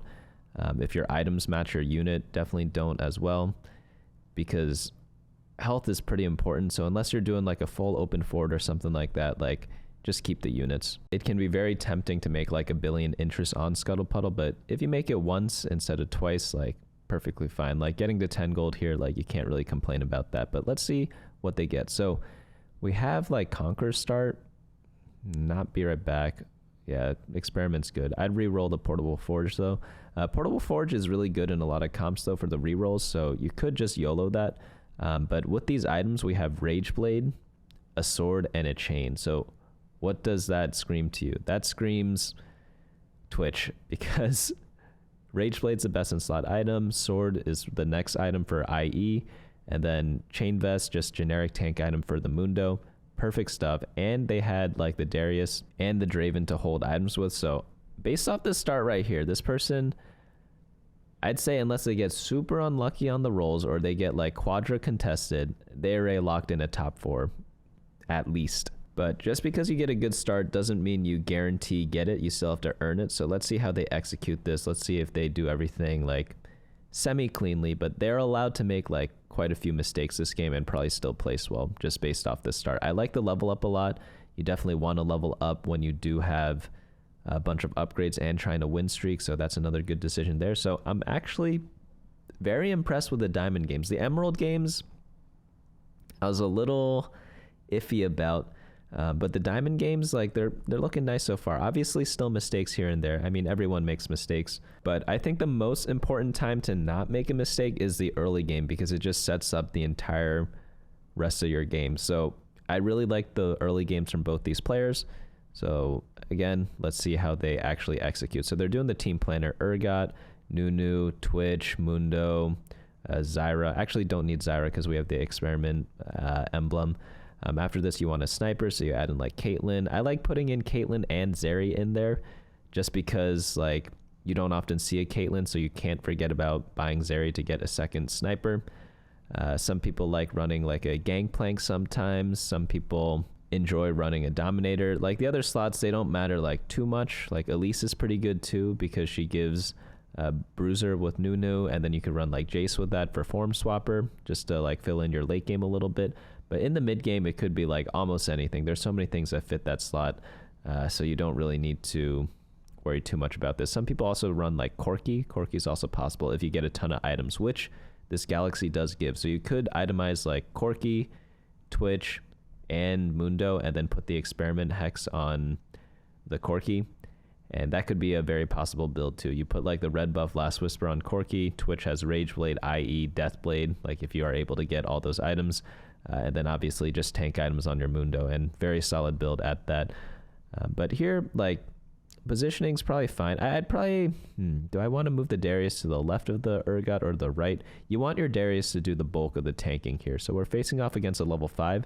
So that's a little scary because we want a win streak, and they leveled up to level 5 on stage 2-3. Normally you do that on stage 2-5, but sometimes if you have a ton of gold like we do on this Galaxy, people like doing it earlier just because it's like a nice little power spike, and they get absolutely punished. So let's pause for a moment. Why did they get punished? It's because they did not have many upgrades. They had a full 1-star board, so you don't want to level up when you are in that situation. If you compare that to the person we're watching's board, they have upgrades and they have items for them. That's what makes his combination so powerful, because, I mean, you have all the pieces, right? So what item do we want here? Probably the glove. Just go for an Infinity Edge right away. This Draven's absolutely carrying. If not, go for maybe a Sunfire Cape with the belt, Bramble Vest with the chain, or a Negatron for the Stone Plate. My personal favorite for win streaking, I think, would be the Sunfire Cape, because that item is so bonkers busted in the early game that I just pretty much build it all the time if I want to win streak. But if I'm lose streaking, it's horrible because it deals like slow damage to everyone. Whoa, okay. So I like the thought of this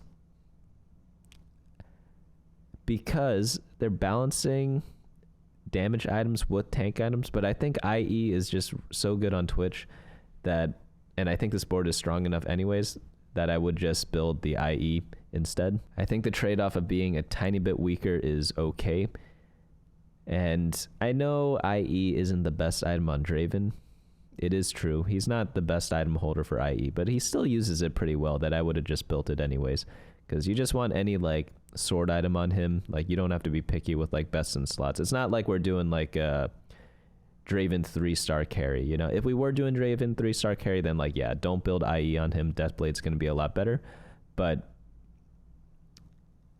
we're going Twitch, so we don't really care that much. But at the same time, like the steadfast heart, I could see the merit in it. I could see like the thought process at least of balancing your items. So in that sense, like, yeah, it's probably fine, but I would have just built the other thing. Is like some people like tomatoes, some people like potatoes. So they actually do a nice little swap here. They see the Nami in the shop and put that in over the Lux. That's really nice. When we were looking at like the gold games, the platinum games, we didn't really see a lot of people changing their boards between rounds. They kind of just like stuck with whatever they had for like the entirety of like stage 2 and stage 3 and then swap their entire board on stage 4. You can't do that. And this diamond player is doing something really nice, which is looking at their shop actively every single turn and making minor micro adjustments every single time. And that makes your board like a tiny bit stronger. It won't matter in this fight. Like this player could have played Lux here. They would have 5-0'd this person anyways, but I cannot stress this enough. It's not about like what happens as a result. It's about the whole process, and there will be games where this player does get rewarded for playing that Nami over something else. Another important thing to kind of factor in too is that they didn't even lose interest for it. So there's literally nothing lost by doing this. We get like infinite stuff from Krugs, like crap ton of gold, 5 items, like holy cow. All right, good items too at that. So we could build the IE, definitely. I'm thinking maybe we could try the Corki build, like the Corki plus Twitch build. It's actually a very solid build because like I don't really like Last Whisper on Twitch because he attacks the backline a lot. He doesn't really focus on the front line, so you don't really need that. You don't need the armor pen as badly as other attack damage champions, but like for sure it's the IE here.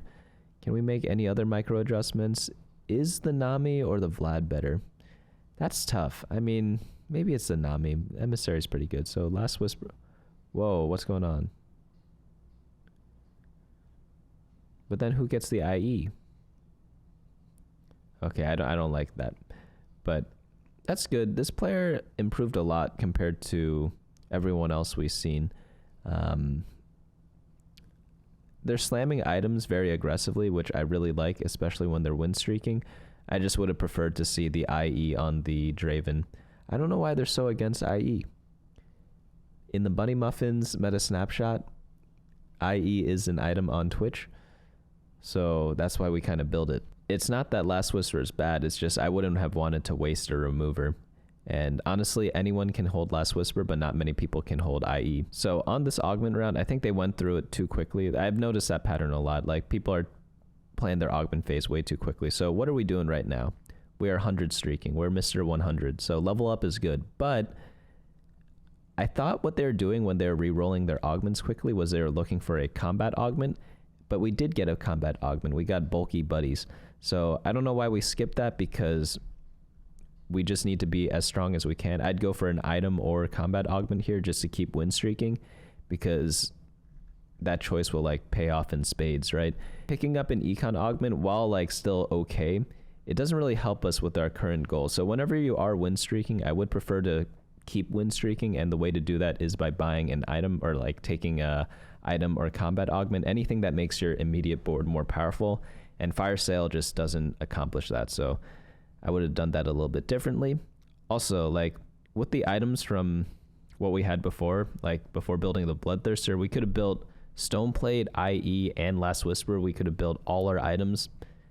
Maybe put the Last Whisper on Urgot as an item holder, and then we would have been chilling. We would have slammed every single item component. How could we lose any of these fights? You know, someone would have to hit something really ridiculous for us to lose, especially with the combat augments. So even though this game's going really well, like, they haven't lost a round, right? They could be even better, because you want to maximize your chances of getting like that first place or second place, because as I said in the beginning already, like, as soon as we saw experiment emblem with like the 2-star Darius, 2-star Draven, like, it's already like a top 4, top 3.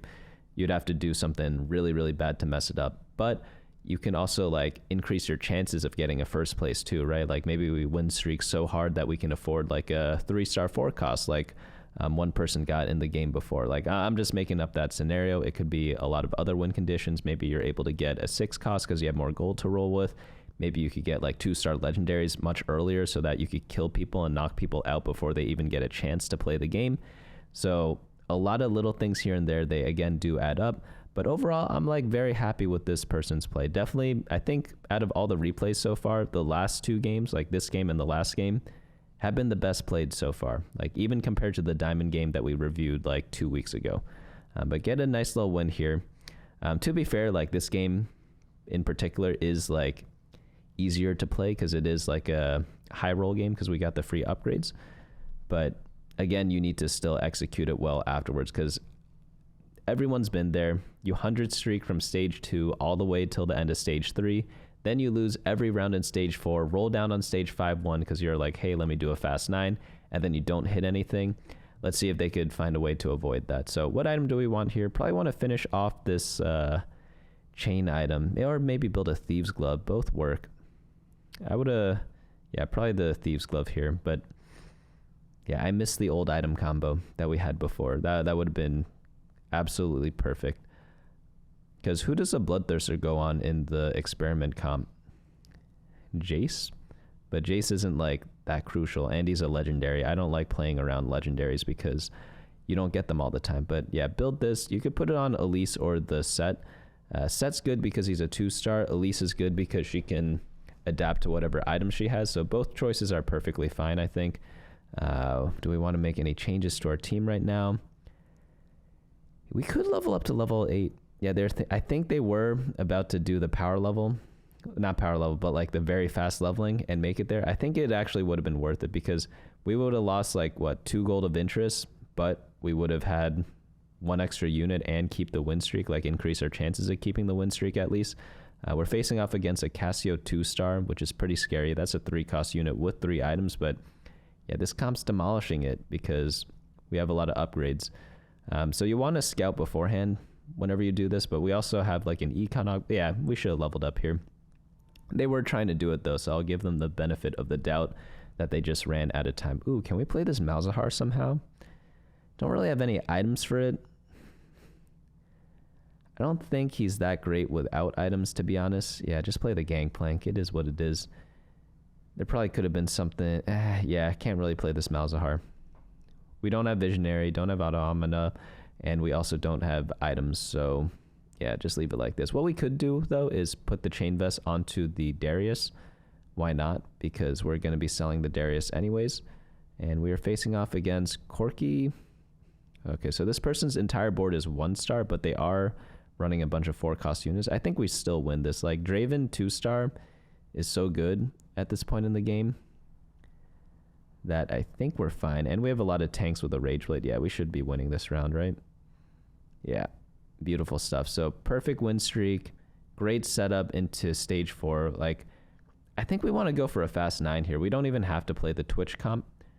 You obviously want like a 1-star Twitch because we have the items for it, but we could go like put the experiment hex on someone else and then use them as a carry. Definitely very possible. But would you guys roll on level 8 or like go level 9 here? I think we could just go level 9 if we're not contested. I don't remember seeing other players going for the same stuff. Oh yeah, add Mundo to the... Oh yeah, they had the team... That's funny. They had the team planner set up, but they didn't like activate it. I guess they want to put the Bloodthirster on Vi. Yeah, that could be done too. People like using like the Vi Caitlyn combo. It gives you Sniper, Pit Fighter with the Urgot, and Enforcer between the Vi and the Caitlyn. It is a possible build. It's just a little more high rolly because you need to get the Caitlyn. I would have preferred to play around the Corki. Also, like, the items worked out so perfectly before. So, I mean, yeah, you could roll down here or go fast 9. I think either or works, to be honest. Yeah, you definitely want to put this Jason somehow. There's another Elise. Perfect. Roll down more. You could skip the Zeri. We don't need this Cassio, so you could technically sell that. Oh, another Jace. Okay, we could go, like, maybe some form swapper experiment build, to be honest. Yeah, sure. Yeah. Yeah, sure. Rageblade, you could build like a Shojin. Deathblade was also possible. You could build a Gunblade too. You don't really want rods in this comp after you get a Rageblade, so that's another thing to keep in mind. Yeah, looking for the Swain 4 form swapper. I like this a lot. So this player is adapting his comp based on what is their units that they're getting, so that's very nice. Hard to do that. It's like one of the more difficult things in TFT, but I'm glad that they are seeing that angle. And yeah, we could definitely play something towards that. So yeah, you could sell Zeri, that's fine. Pair of 4s could be possible. Like Twitch Mundo could be the only 4 cost being played. Ooh, Little Buddies is pretty good if you run Zyra and stuff, but it's not the best. Yeah, Clockwork Accelerator, good. Actually, yeah, it depends how many 1 costs you run. With the emblem, it's a little trickier because normally when you run emblems, you're like, oh, I don't want to play the 1 cost units with that. So yeah, you could go either way. All right, so we have the 1-star Twitch. I think we chill now, go for level 9. Definitely want to build like the stone plate, I think. Yeah, you don't need this set anymore. Yeah, put Mundo on the Hex, swap Mundo and Urgot. Yeah, you could also sell Darius too. I completely forgot about him. But you probably want to play maybe like second Jace over this Rumble. But yeah, put that on Mundo. Good. So I know why they wanted to put it on Elise, or were thinking about it. It's because Elise is 2-star, Mundo's 1-star, but Elise really just isn't a tank. She's like a utility unit that's in the front line. Nothing wrong with that. She's a very good unit. I love Elise. But in terms of tank items, like, it's going to be much better on Mundo. Even with the 2-star thing. Like, Elise, yeah, she just doesn't tank that much, unfortunately. So yeah, they're keeping the Gangplank, which is nice. Because once we hit Swain, I do want to play this 4 form swapper. It's going to be pretty powerful. What would we take out? You take out the set, you take out the Rumble. Yeah, pretty easy to fit in. But yeah, I think we could just chill, go level 9. You could maybe go level 9 on stage 4-5 if we didn't roll before. That's why, like, rolling beforehand, like, I don't know if we needed to do it because you could have sacked like 3 rounds and then go level 9 and roll maybe like 30 gold. Here it's going to be a little awkward. We still can get to level 9, but we might only roll like 20 gold or like 10 less than whatever we would have. I forget exactly how much they bought, but yeah, I probably would have slammed some of these items. Stoneplate isn't the best item on Mundo because he's like sometimes in the center of everything. Are we actually playing around this Rumble? Okay. Are they doing it because of like scrap stuff? I mean, Crown Guard's pretty good on Mundo also. It kills the rod, which is nice because we hate rods. Yeah, Crown Guard's probably fine. I just would have put it on Mundo instead of the Rumble because you want to stack items on like one champion because then they make better use of it. But on Carousel, what do we want? Personally, for me, I'd want the Infinity Edge. Oh, they also have a Bloodthirster on their Urgot. I forgot they put that there. But what do they end up getting? They're third pick. So obviously you want the Jace because that gives you Jace 2-star. That's just a humongous power spike. And they have a bow, so probably not making it there. But Glove on a 1 cost is nice because then we could get the Infinity Edge. But don't tell me we get the Jace. Okay, just get the Glove. Okay, nice. So are they going to build IE now? If so, why did we wait so long to build this? And why did we skip it before? I don't know. Okay, so for this Rumble, just take the right... Oh, they're keeping the Rumble. Interesting. I thought we were not going to be keeping the Rumble. That's why...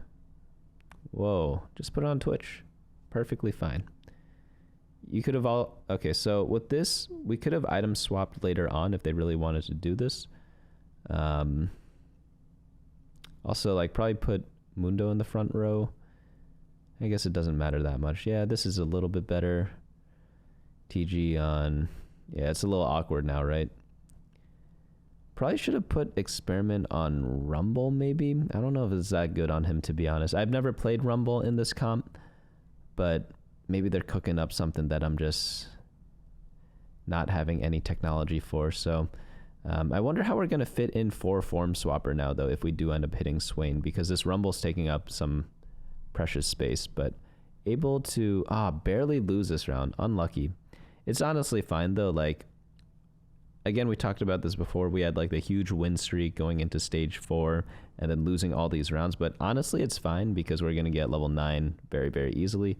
I would have just preferred like saving a little bit and then getting level 9 later. So let's get this Mundo 2-star. I think this is bait, the calling card. It's not that great of an anomaly. You really have to get something super duper duper good, like 9 Rebel or something, or not 9 Rebel. Yeah, 9 Rebel is it? Whatever the 9 or 10 traits are. But that was a risk. We 50-50'd when we didn't need to. And we're just lucky we got Experiment, you know? Like, if it was something else, we'd probably be pretty screwed. How are we going to fit these Form Swappers in, though? Because you definitely want to keep this Jace. Yeah, I don't know. Put the Rumble on the Hex as well. You don't want Elise there. You want your Rumble getting buffed up, I think. Okay, they're thinking about item removing something. Okay, yeah, swapping the Urgot. Yeah, that's good. We don't really care that much about Urgot. 2-star. He's not going to do anything.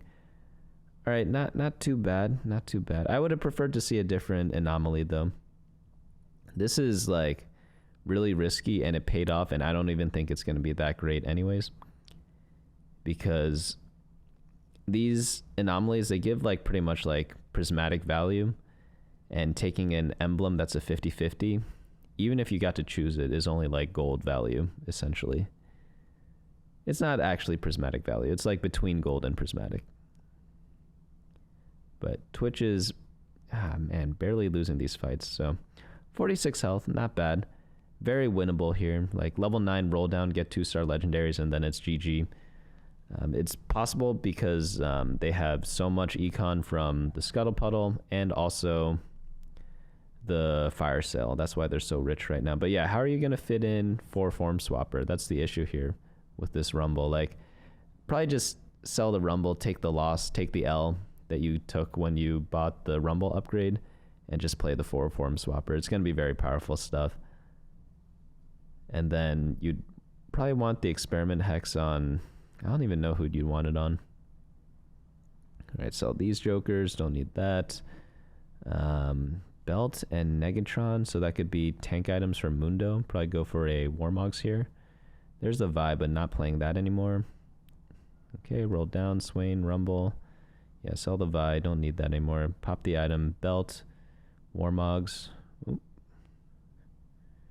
Yeah, that's fine too. Okay, Twitch 2, done, Swain, nice. Or got Nunu, nice. I'd probably keep rolling, yeah.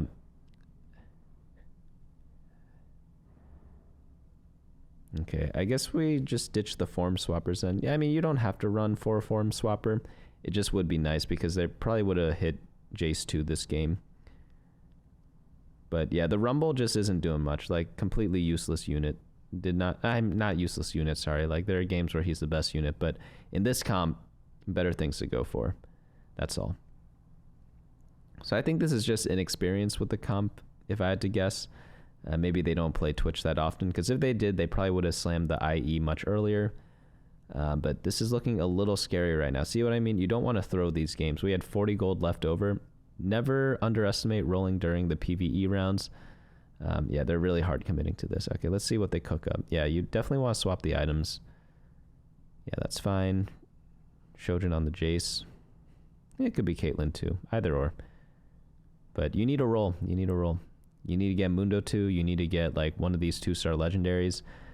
You need to figure out what board you're actually playing. You don't have to play 7 Experiment, right? Maybe drop down to 5 if you're doing the Form Swappers with Jace 2-star. But we're not going to find that out because they're not going to roll. So unfortunate there. The early game was fantastic. I was like, man, this is like one of the better early games I've seen out of all the coaching videos. Maybe the best one. But the mid game, I'd say not that great. Not that great. But they finally did win a round. Okay, that's good. It was getting a little scary because we lost, what, like 6 in a row or something? So this definitely, like, makes it a lot safer. Like, the Mundo 2 would be huge. That's why we need to do a big roll down. Like, do we want level 10? Like, of course, everyone wants level 10, right? But, like, we had pairs of key legendary units that we were invested in. We need, like, our critical 4 costs. So, yeah, we needed to just roll before. Now we need to swap Rumble onto the Experiment Hex because he is 2-starred. And he is probably doing work, I would assume, because he has 3 items. If he's not doing work, then, like, something's wrong with the game. Or, like, not necessarily something's wrong with the game, but, like, we shouldn't play him, right? Because we're running no traits on Rumble 2. But, yeah. If you do put Experiment Hex on someone, they're useless, or Experiment Emblem on someone, they are useless unless you put them on a Hex. So Rumble's technically down 1 item right now for free. And, yeah, he just died very easily right there. Yeah, we need to fix that. So just swap the Hex, and then we'll be good to go. It's deceptive, though. Like, Experiment's one of those few traits where, like, the trait doesn't actually buff up some units. You know, if you think of, like, 8 Sorcerer, your 1-star Zyra still gets AP bonus. But in Experiment, if you're not on the Hex, you get nothing. So this is pretty unlucky. It looks like they DC'd during the carousel round, so they're just going to get a random item. Ooh, this is a game where you cannot afford that at all, but they do reconnect to the game. Hopefully they have enough time to do their roll. They get an IE? What? No way. That's like one of the best things they could have gotten. But do your roll down right now. Oh no. All right, I'm not going to fault them for this. They're disconnecting and reconnecting, so they're like, all right, let me just level up. Yeah, sure. Like, yeah, you don't have time to do the roll down if you're disconnecting, but maybe just level up right now if they have the gold for it. Was it like 50 more gold? Yeah, just level up, play a random unit. Just like, we're getting too low. Like, I would have preferred to see a roll down, obviously, but like, if you disconnect, you can't do anything. So just make your team as strong as possible, because we wasted like a lot of gold this game. This is Twitch able to clean up? So close. Yeah, this is, look at how low everyone is on the enemy team. Like, I don't want to be that guy, but like, on a level up, perhaps we win this round, you know? Let's get a Rumble upgrade. Normally people go for self-destruct. It's just like guaranteed value, but yeah, just level up now.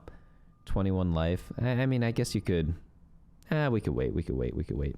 For some reason, I thought they were lower health than 21, because yeah, they have 2 lives, so they're not going to die here. It would take like a Christmas miracle, or the opposite of a Christmas miracle, to die here. But this Jinx 2 absolutely obliterated the team. Are they able to win this still? Man, this Twitch is like so close from cleaning everything up, but so far at the same time. Maybe it's anomaly diff.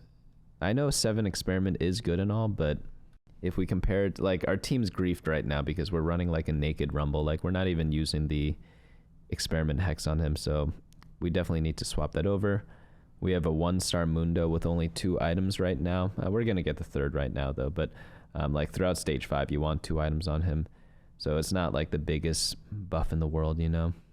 Possibly could have went for Twitch 3 at level 10, that much gold. Okay, Jace 2, very nice. Caitlyn, okay. Caitlyn, nice. Let's find items for these people. Runons. TG is also good, yeah. Maybe Guardbreaker. Yeah, Guardbreaker, Jace, TG, Caitlyn. Perfect. Don't tell me they lose this.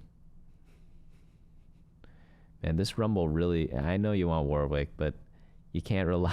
I always say don't play around legendaries. Especially don't play around specific 6-cost units, guys. Come on. But yeah, I'd want to know how this team would do if Rumble was on the Experiment Hex. I don't think it would make that much of a difference. Because in the late game, like, you get overpowered or you overpower other people. Like, it obviously does make a difference, but... yeah, I want to know 2 things. How would this game have gone if we didn't invest in the Rumble? And also, like, had Rumble been on the Hex, would we have won all those other rounds that we lost? I don't know. What are we rolling for? Oh, Victor. Very nice. Upgrade over Mel. They're looking for Warwick solely. another little positioning thing is I like to move the pylon closer to my backline. I don't want it up front because I don't want it to die and then Jace recast. There's like some bug that it used to work where it would revive and cast whenever Jace casts, but I think they fixed that in the recent patch. But we face off against a ghost here, so we're able to win pretty easily. Very nice stuff. So probably a top 3 after that, top 4. Ooh, nice, top 3. You know, this game very easily could have been like a 6th or 7th with the DC, but luckily not. So they went repair bot instead of self-destruct. Like, always go self-destruct first, then everything else. It's just like lots of guaranteed value. Okay, so we get the Warwick there, place it over Zyra. Do we have items for this guy? Item remove the Nunu, put it on him. I'd even like item remove the Rumble, put the items on Warwick. Like, this Rumble's just not doing anything. All right, this is fine, but yeah, I'd probably put the TG on Warwick though. All right, we're facing another Warwick player. This one's going Silco, LeBlanc. Does Warwick even do anything in 7 experiment? Let's see. I've never hit this, so I want to, but like it's just never happened. I get 7 experiment from the emblem, not from Warwick. And Warwick, yeah, did decent. First, considering he has no items, that's pretty good, right? Okay, so here, oh, Edge and can we get a Warwick 2-star? Yeah, just go for it. Screw it. Whatever. Level 10 anyways, right? What else was possible here? Maybe like a Warmogs for Mundo, but yeah, just take the Warwick. Let's pray for the 2-star. Let's have some fun. You're allowed to have fun in TFT, you know? You don't always have to play super serious, trying to like min-max everything, optimize everything. All right, let's do the roll down. Also, for sure, want to item remove, I think. Ah, no, not Mill.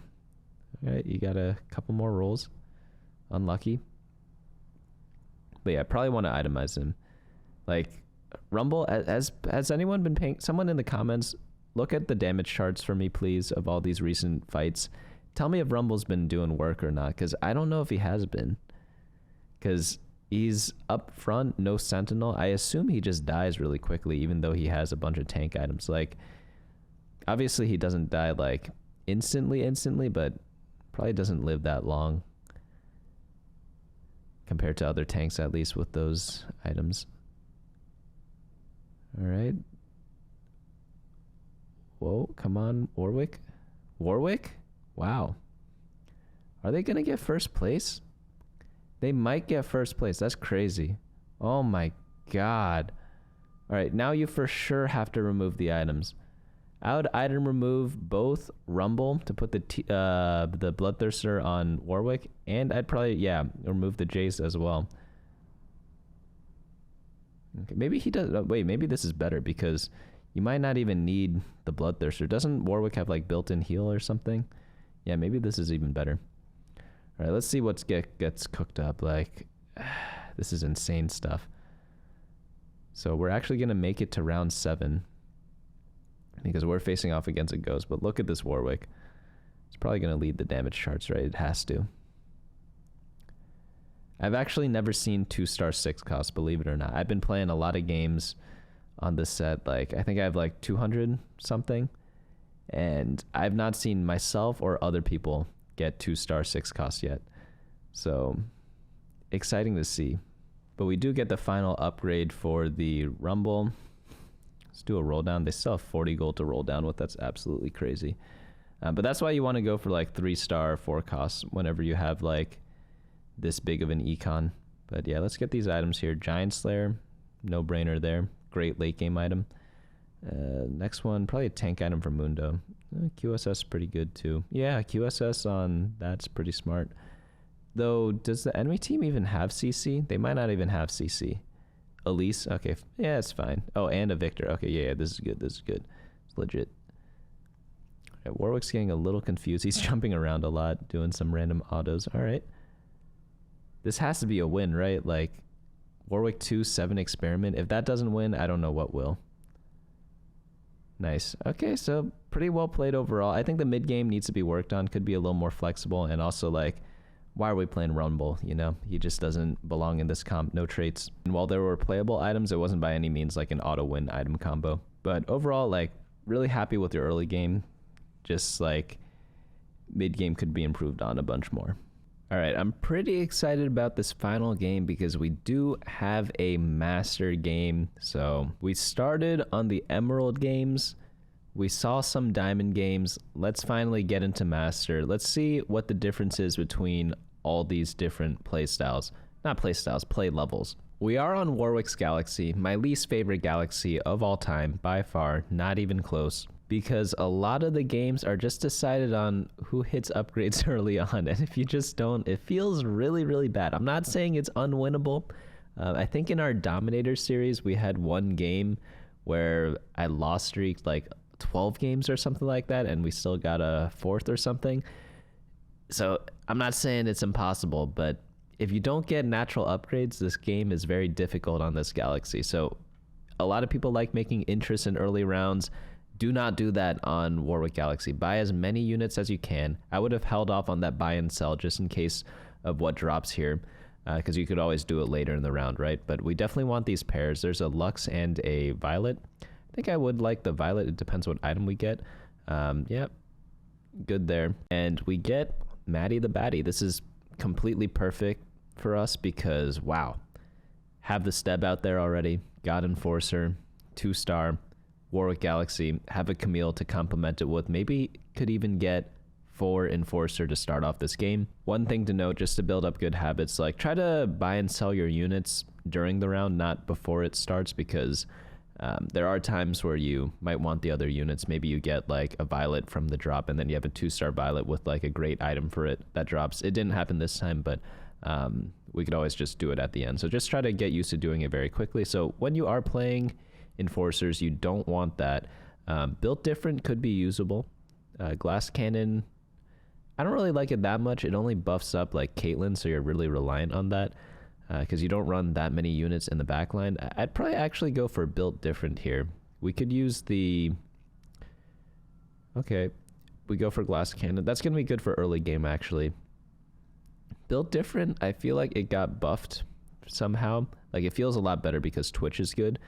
And I know we have a bunch of Enforcers, but the only upgrade we have is this Maddie here. So we could have played some random stuff and could have possibly worked with built different, but here we get, oh, we're contested. Okay, genius play from this player because now we are not contested. So I love the Sunfire Cape Slam because we are going to be very aggressive, and I talked about this in the previous game. If you want a win streak and you have a 2-star tank, we don't have it yet, but probably will get one eventually because we have 2 Stebs, right? I don't think there's a better item to do it with than Sunfire Cape. It's just my personal favorite, so unfortunately, get the loss here. Maybe if we slammed here, we could have killed these 2 units if we slammed it at the start of the game. It's a little tough to say, though, right? Because who do you put it on? But kind of sucks, right? Probably could have actually put it on Singe because we had the Aurelia. We might have gone Aurelia, too. But we get a great 4 Enforcer start here. So I'd say we're back in the game. While people watching might say, like, oh, that's lucky that they got the Loris there, and I would say, yeah, it is pretty lucky, but you also have to keep in mind there are a lot of different outs here for things to play. We could have gone a Bruiser to play, could have gone Zeri to play. Zeri would have been fantastic as well. Could have gone maybe like an upgrade to Steb or maybe the Aurelia. So lots of different things could have happened here, but obviously like 4 Enforcer is pretty nice. Wow, they took Warpath. I don't know how I feel about Warpath on this galaxy because like you need to win, right? And if you don't, you're screwed. And Warpath requires you to win even more. I don't really like going all in on that, but if I had tons of upgrades in the early game before taking the augment, then sure. But it feels risky to me, that's all. But maybe someone did the math on it and it's still good. I have no idea personally, but I think it's too all in. I'd rather take like an item augment or like even a combat augment in this, just anything to help me win. Okay, Aurelia 2, very nice. We'll play that next turn. And yeah, oh, also a Zeri. Is it better to drop down to 2 Enforcer, play the 2-star Aurelia and the Zeri? I actually think so, because I really value 2-star units in the early game. I'd also lose interest for here anyways. I don't care about interest. Maybe you even want to level up. Can you level up, play the 2-star Aurelia? That'd probably be what I would do here. Like, I'm a huge fan of playing very aggressively on this, and like you just pay yourself back so quickly, so I don't see any downside to it. Luckily, we're going to face against this person with no tank, and bunch of 1-star units. So that's really, really nice. Probably get to buy this Aurelia and the Zeri based on the gold drops. No, not quite the Zeri, but it's okay. Yeah, just keep the Aurelia and play it next turn. But fantastic start to this game, I'd say. Like, we did lose the first round and didn't get those 2 little loot drops, but the way this is set up, we have a great item holder in the Aurelia for tank items potentially. Like, we could keep it on Loris too, either or. We have like a tier. What can we turn the tier into? I don't really like the tier that much in Enforcer because it's really good for Caitlyn, for Shojin, but apart from that, like, I don't like playing around legendaries. We could build like a redemption here maybe. I would actually like to see the redemption. Adaptive Helm, okay as well. It could go on anyone, it's adaptive, but we are for sure slamming an item right now. So whatever item you can make on Warwick's Galaxy, you make it. I don't care if you, like, you know how I always say, oh, you want to balance offense and defense items. Like, I do say that all the time, but exceptions are made sometimes. And this is one of those exceptions. When you're playing the stupid Galaxy, you just need to do everything in your power to win. I'd probably put Camille in the middle. I don't want Camille targeted right away, so I'd put Aurelia on the edge. And, like, yeah, just swap Aurelia and Camille, and I think that's perfectly fine. Just because she's a damage unit, you don't want her targeted first. Like, obviously, if you scout and you see everyone on the left side, you could put her on the right. But here we see a lot of people on the right side, so we probably want to put her on the left. Okay, this guy... What? They have... At first, I thought they had, like, Build-A-Butt or something. They just have a random Aurelia 3. With 20 gold. Wait, what is going on right now? That's crazy. I don't even know if that's... Okay, so they Paint the Town blue and Aurelia 3 for some reason. That... Yeah, I don't know. So, gonna lose this round. The good news is that Paint the Town blue is awful in this Galaxy because I'm pretty sure, I'm like 99% sure it gives more bodies for other people to get loot from. The reason why I know this is because I played Paint the Town blue one time on this Galaxy because I forgot that I was on Warwick Galaxy, and people got a lot of loot off of me, even if I beat them before. But getting in Aurelia 3 definitely helps to, like, stop that, you know? The even crazier part about this Aurelia 3 is that they had 20 gold last round, so it's like they had a lot of gold and they were able to, like, hit this stuff. Like, I don't know. It happens. It happens. But yeah, I don't think Adaptive Helm would have won that round. But again, like, I just like slamming the items early because you just need as much power as possible. Like, we easily could have played someone else, right? But this person, Urgot 2, wow, everyone is high rolling this game. I thought we had a great board because we had 4 Enforcer and then hit the Aurelia 2-star with possibly even a Zeri for our level 6. But a lot of people are pretty strong, but they're level 4, so we're able to take this one. Very nice. But yeah, Glass Cannon, I don't like that much because snipers, they get damage amp anyways. So stacking damage amp on top of that, it doesn't really help that much. You'd rather get, like, a different stat. Like, don't get me wrong, it still adds power to your team, just not as much as something else could. But we're on the golems right now. We get a rod. That's kind of gross. You could put it on Twisted Fate or something. I like putting Morello on him, but we already have a Sunfire Cape. You could build a crown. 2 rods? Oh. Okay, this is a tricky situation. We probably have to pivot into a different comp. But unfortunately, I have a spoiler, and I see that the title of this VOD is Enforcer Game, so they're going to be going Enforcers. But this item combo is very ugly for Enforcers because unfortunately only Twisted Fate can use these items. So I'd either... Okay.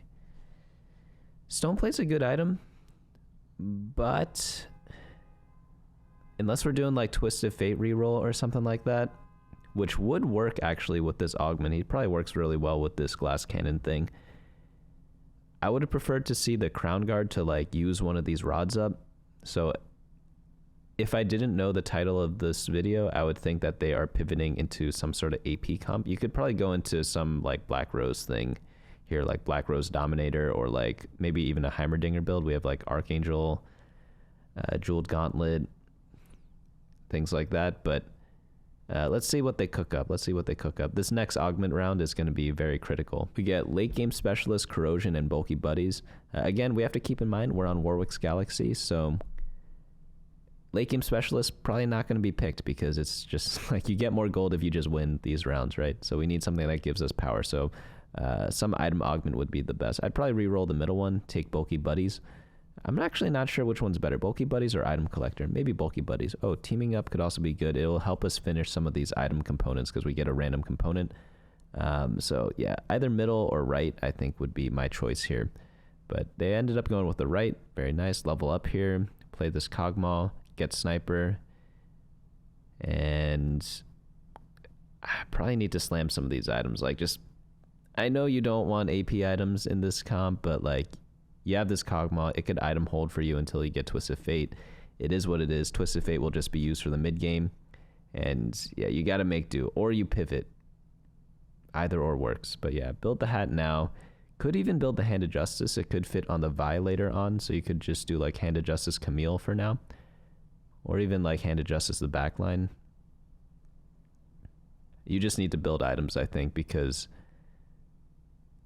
again, like if there's anything that's remotely usable and Hand of Justice is usable, like you just have to build it because you just get all the gold back later on. I've even seen some people level up to level 7 during this part of the game and they're at like 10 gold all the time, but then they still hit level 8, 50 gold on their roll down in stage 4 because again, you just get all the gold back when you win the rounds. It's really stupid. I hope they like remove this or like make it not as rewarding to kill people in this galaxy for real. But not much to do this turn, so they're doing some scouting. I like that. Always find time to scout, see what other people are doing. It seems like there's a lot of Infinity Edges, but it's weird. Like there's one build different player, there's one rebel player. One person has Infinity Edge, but also a Spear of Shojin and Ionic Spark. That one doesn't make sense that much because you want to go for like an AP build, but I think they're going under the principle of like just slam whatever item and worry about everything else later because you just want to win these crucial rounds in the early game because you build up the interest really quickly, level up, get more gold, and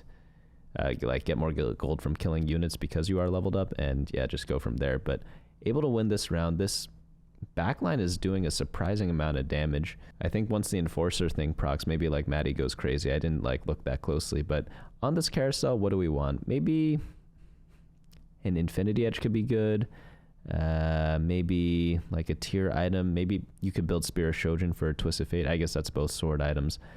I don't know how much we want to play around this Twisted Fate. Oh, probably the spatula, but probably gonna get taken. Okay, so yeah, just get the sword. Is Corky, does that have any merit because you could just like play Corky as an item holder? No, we don't really have items for him to hold. Yeah, just get the sword, build IE. So in this next shop we get Urgot Zeri. Yeah, normally I like Zeri because she's a better item holder, but since we have this rod, like you just want to keep this Cogma here. For sure level up though. What are we? 64 gold? Yeah, just level up. We'll be at 30 gold. What would we put in?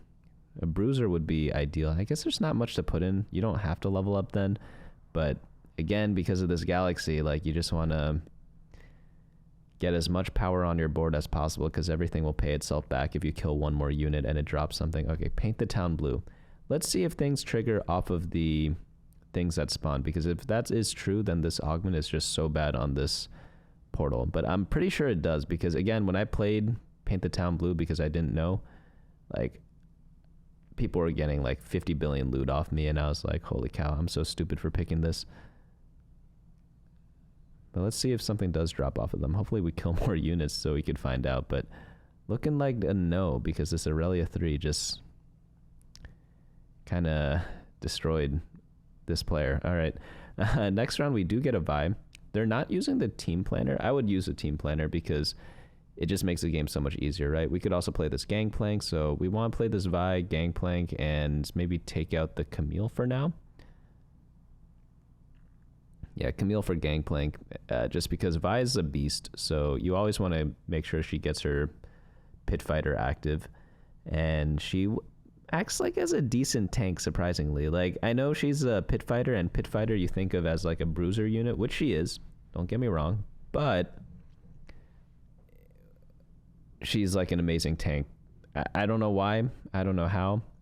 Her ability, like, gives her a shield and stuff, but if you compare her to other like actual tanks, like she definitely is not tanky, but for some reason, like, I always find her to be very tanky and whenever I build her, so one thing to keep in mind there.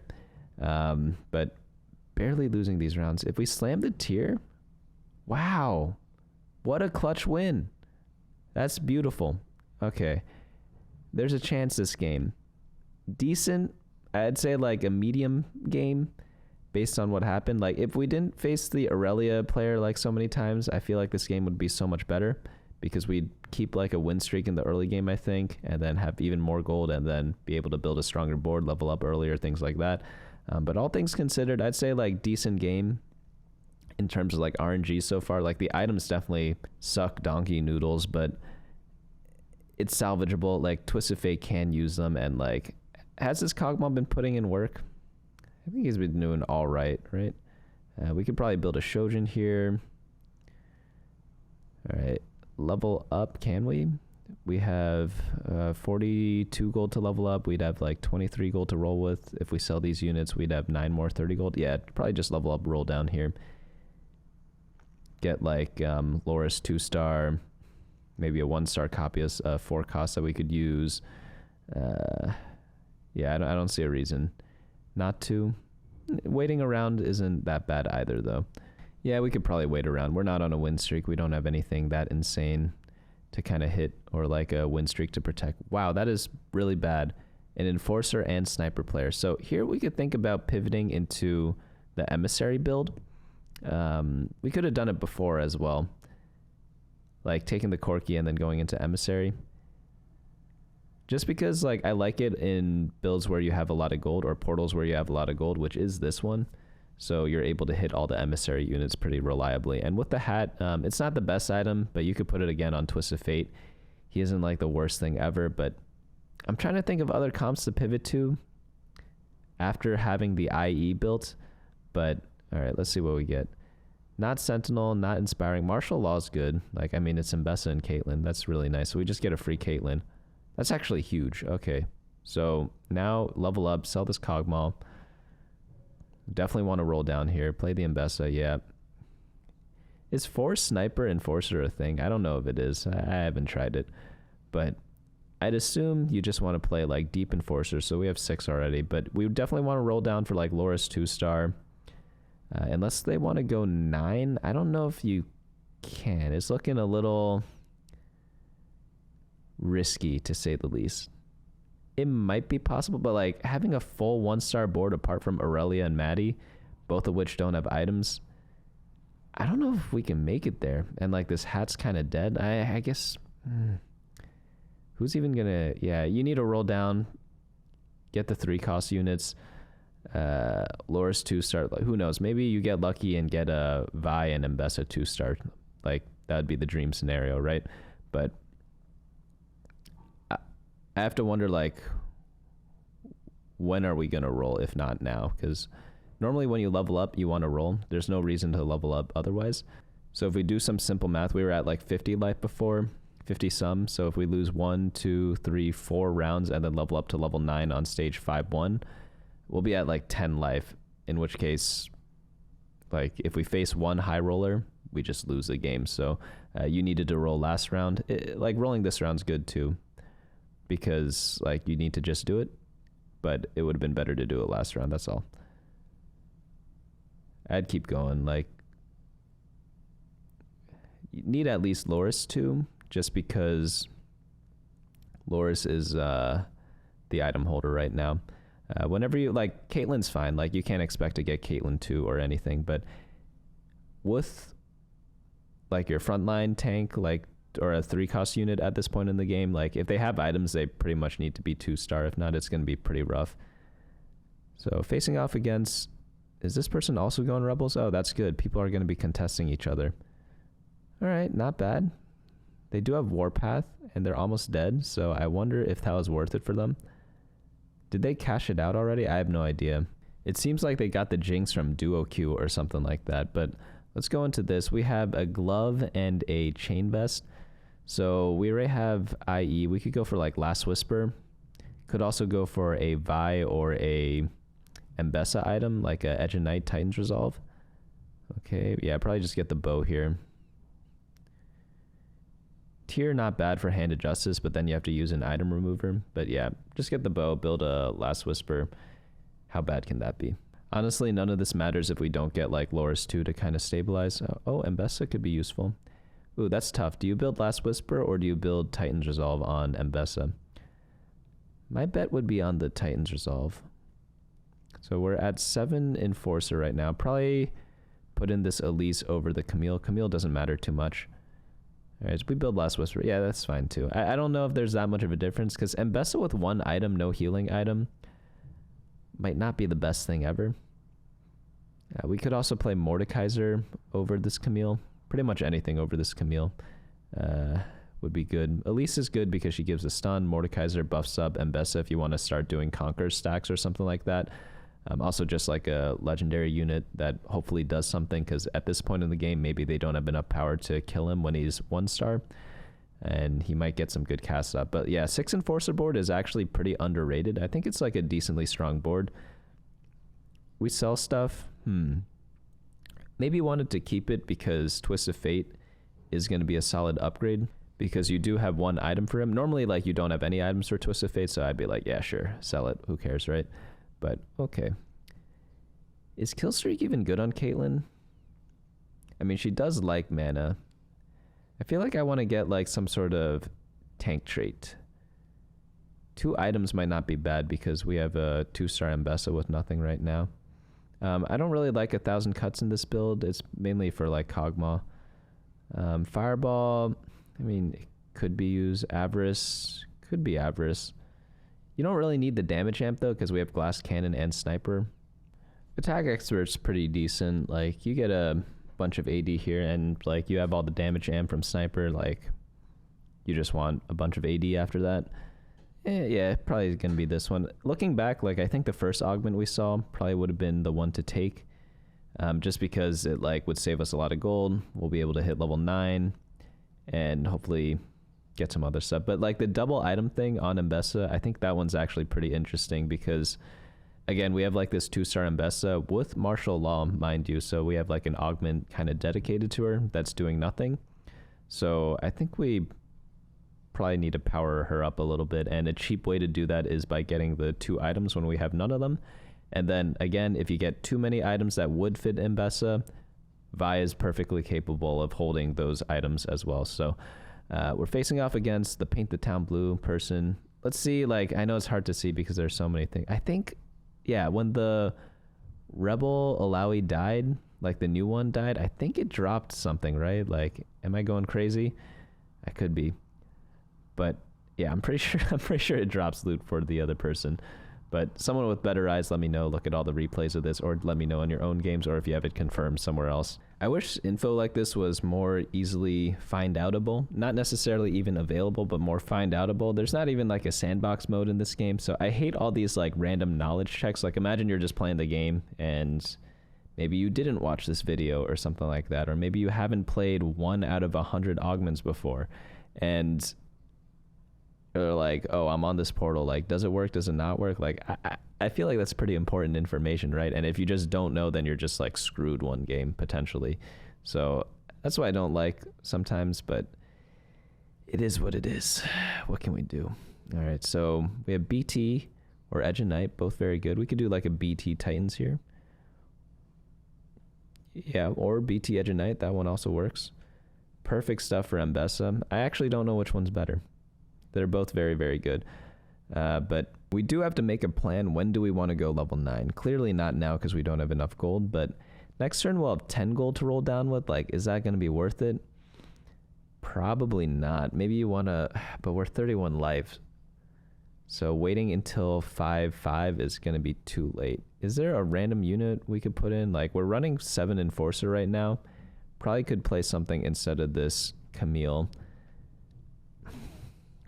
It's arguable to even like roll down on level 8 still without leveling up to hit like 2-star TF, Vi 2, things like that. But we don't have items for Vi 2, so it's not that important. But there must be something to play over this Camille is what I'm thinking. Wow, this person got Cooking Pot Sniper Emblem, which got Enforcer Emblem, and also another Enforcer Emblem. So it would feel really, really, really good to beat that player because, like, yeah, it's contested, and also, like, they have such lucky emblems, you know? Like, you get branching out and then you get the same augment choice for it in the next augment choice. Like, that's really lucky, right? What do we want here? Can Jace be played here? Jace isn't an enforcer. I guess, yeah, he's not a policeman, right? He's a researcher. So that's interesting. He also doesn't share any synergies with enforcers. That's also crazy. I feel like thematically, maybe they could have made him share something. But another unit you can run here is maybe like some Alawi unit, maybe like 1-star Rumble. Make your Loris a little tankier. Like, the weakness of the enforcer comp is like your tank line kind of sucks because you're mainly relying on Loris, and he's a 3-cost unit, and you normally don't 3-star him. You normally just play him as a 2-star. Probably sell the Jace here, I think. I know we have the pair, but like, I don't know if he really fits this comp that much. Like, could have also played Mordekaiser last turn for the Conqueror. I know there aren't any stacks, but you could always start stacking at some point, right? All right, roll down. That's the same Jace that we sold before. No worries. Yeah, definitely want to play the Savika. Savika's really good.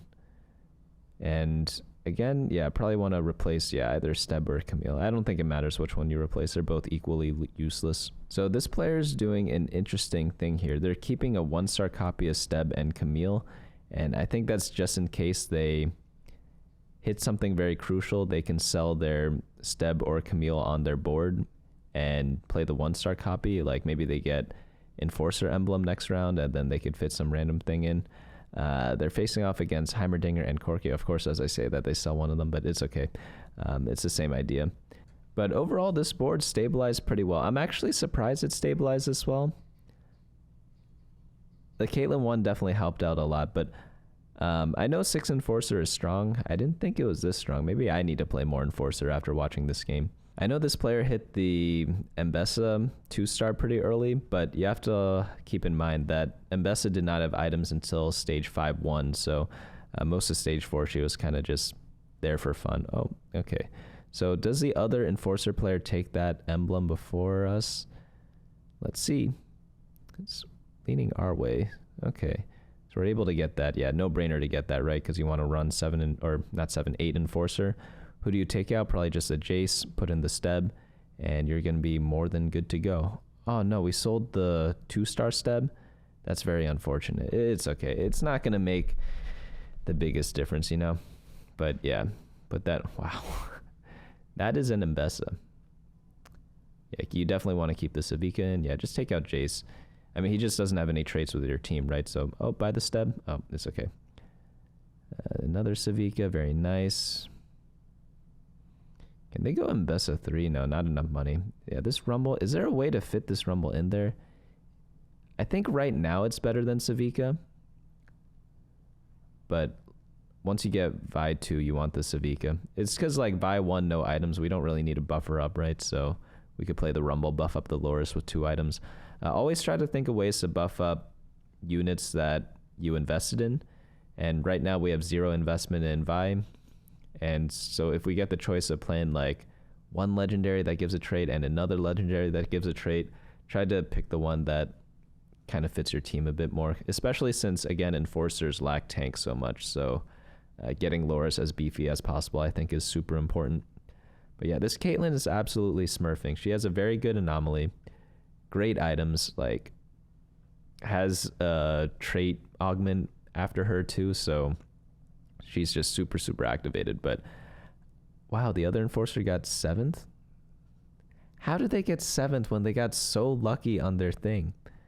That's crazy. Okay, whatever. So looking around at the other boards, the built different guy, Jinx 2, all these boards are very legit. Like, I think the weakest one is the Rebel one. They were running like Ezreal carry or something like that, but the other guy had, like, the other Rebel player had Jinx 2, so they're probably the strongest one out there. Yeah, that comp's just completely bonkers with Jinx 2, but facing a Ghost now, so get a free win there. Hopefully the 10 health guy gets knocked out, and then you get a top 4, but we don't really affect that game, right? Wow, this was really close. All right, nice. Get an item component, maybe? Do we even need that? No, we don't have any loose components, so probably just gonna be a waste of an item. But the 10 HP guy actually loses, so congrats on the top 4. Pretty big stuff. After you hit the 8 Enforcer, this comp just becomes like super duper duper duper activated. So again, I wouldn't be surprised even without the Caitlyn 2-star if they place high up in the top 4s, not just like a bottom top 4. All right, what item do we want? Not even Shroud. It could be something like an Infinity Edge. What you can do is do like Infinity Edge and Bessa and then put like the BT on Caitlyn. That could work. You could also do Guard Breaker and then move the Last Whisper. Yep, that's what they're doing. Beautiful stuff. Last Whisper on... Yeah, that works. That works. All right, rolling down. Let's see what they hit. Oh, Caitlyn pair.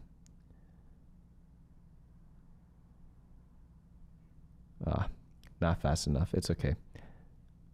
There's actually a lot of things to hit right now, like the Savika 2, Rumble 2, Caitlyn 2. Yeah, just sell the other stuff. It's okay. There's also a duplicator, so you could buy a Loris, duplicate it, then sell both Camille and the Loris, make 20 gold. But it's also this stupid galaxy, so maybe gold just drops from those units that are about to be killed. Oh, Caitlyn almost cleaned that up. At this point, there isn't that much skill involved. You just rolled a 0 to see if you hit your upgrades, and let's see what they get. Nothing, nothing. Mel, is Mel fittable here? Is that better than Savika? I honestly don't know if it is. Yeah, maybe just sell Mel, try to hit these 2-star legendaries. Oh my god. Okay. Saved. By the way, I'd probably put this Steb in the front line somewhere. I'm not sure where, but just somewhere in the front. The guy with Aurelia 3. It's so funny that they just started the game with Aurelia 3. Probably should slam the belt on someone also. Maybe like the Zavika or something. But one thing that I don't know the answer to is like, should the Last Whisper have gone on Maddie or like Vi, or even item remove the Mbessa and put it on Mbessa? I think all options could have kind of worked there. But a win there is nice. How are the other people doing? The Twitch person, the build different person ends up winning. Is that enough for a third yet? No, not yet. So need to win one more round. Just keep donkey rolling. Oh my god. All right. Do you item remove this Mbessa now? What does martial law even do? When Mbessa casts, Caitlyn fires empowered attacks at the target, and Mbessa gains 25% of Caitlyn's damage. So, or attack damage. So it's pretty decent. But I gotta wonder if Enforcer, 8 Enforcer, Edge of Night, BT, Savika, it has to be better, right? Like 2-star legendaries, you have to play around that. Yeah. Because Mbessa will probably still cast a bunch, right? Alright. Savika got rocked there, unfortunately. But this Caitlyn 2-star should be doing huge work in the back. Wow, that orbital bombardment or whatever her ability is called did massive work. But, oh no, is she going to get CC'd? Okay, very nice. Yeah, we might want to swap the position of the Savika and the Vi, have the Vi tank a little bit more of the damage. That way Savika can get her cast off a little bit, maybe. All right, so we definitely want Savika item. Or another tank item. It's probably Bramble Vest, to be honest. The reason why is because I think both players are attack damage. It's like Corki and Twitch player is left in the game, so you want to build around that. Oh wait, no, one of them's Twitch Malzahar. Here, let's look again. Or actually, let's let this player do their roll down first. Buy the Steb. You could also duplicate the Steb. Like, what else are you using the duplicator on? But yeah, just roll to 0. Maybe something crazy hit. I don't even know what you want to hit here. There's nothing. It doesn't matter. Just use the time to scout. Oh, I don't know about that. I think you want to keep the Last Whisper nearby, right? Oh, they're going to swap like that. Okay. Yeah, that's fine. Put the belt on someone. Like, obviously, you want duplicator the Steb, too. I think they just forgot about it. But, all right. So, this person is Corki and Heimerdinger. So, I guess they're more AP. I misread that before. I thought it was Corki main carry and stuff. But I don't think that item choice actually mattered. I don't even think Heimer hit the other person, so able to win there. And is it a first? Is the other person able to? No. Okay, so one more round to go. What do we even want to hit? Definitely need to slam the belt. Like, I don't care if it barely gives any value. Yeah, that's good. They're scouting to see if they're going for anything crazy and going to try to deny the units. Very good habit to get into at the end of the game. But yeah, the rolls that the player we're watching is doing is like, it's not going to amount to anything. I don't even know what you would want. Like, if you get a Victor, do you even replace anyone? It's tough. Maybe Rumble 2 plus a Victor, you drop down to 6 Enforcer, perhaps. But yeah, same thing as before. You want to duplicate the steb, slam the belt on someone, because this is the final round. There's no round after this because everyone's at 4 life. Okay. Very nice. I think this is a dub. Caitlyn, turns out Caitlyn 2-star with 8 Enforcer and her like specific trait augment is able to win a game. Very nicely done. So that is the difference between Master, Emerald, and Diamond. I think the Master player did do the best. Like, it does make sense, right? I do think there was like pretty good RNG this game, and I think a lot of people might say that in the comments, like, oh, in the last game they only won because they got like all these things going for them. But you have to remember, it's Warwick Galaxy, and also I think they did a pretty good job of managing the good RNG, whereas the player we saw in the previous game in Diamond got a great game but then didn't manage it properly. So I think that's one of the differences there. But let me know what your favorite game was that you saw out of this whole series. And also, don't forget to submit your games in the form down below in the description. Maybe there's like more information on the Discord as well. But that's going to be it from me today. Hopefully you all enjoyed this video, and I'll see you all next time.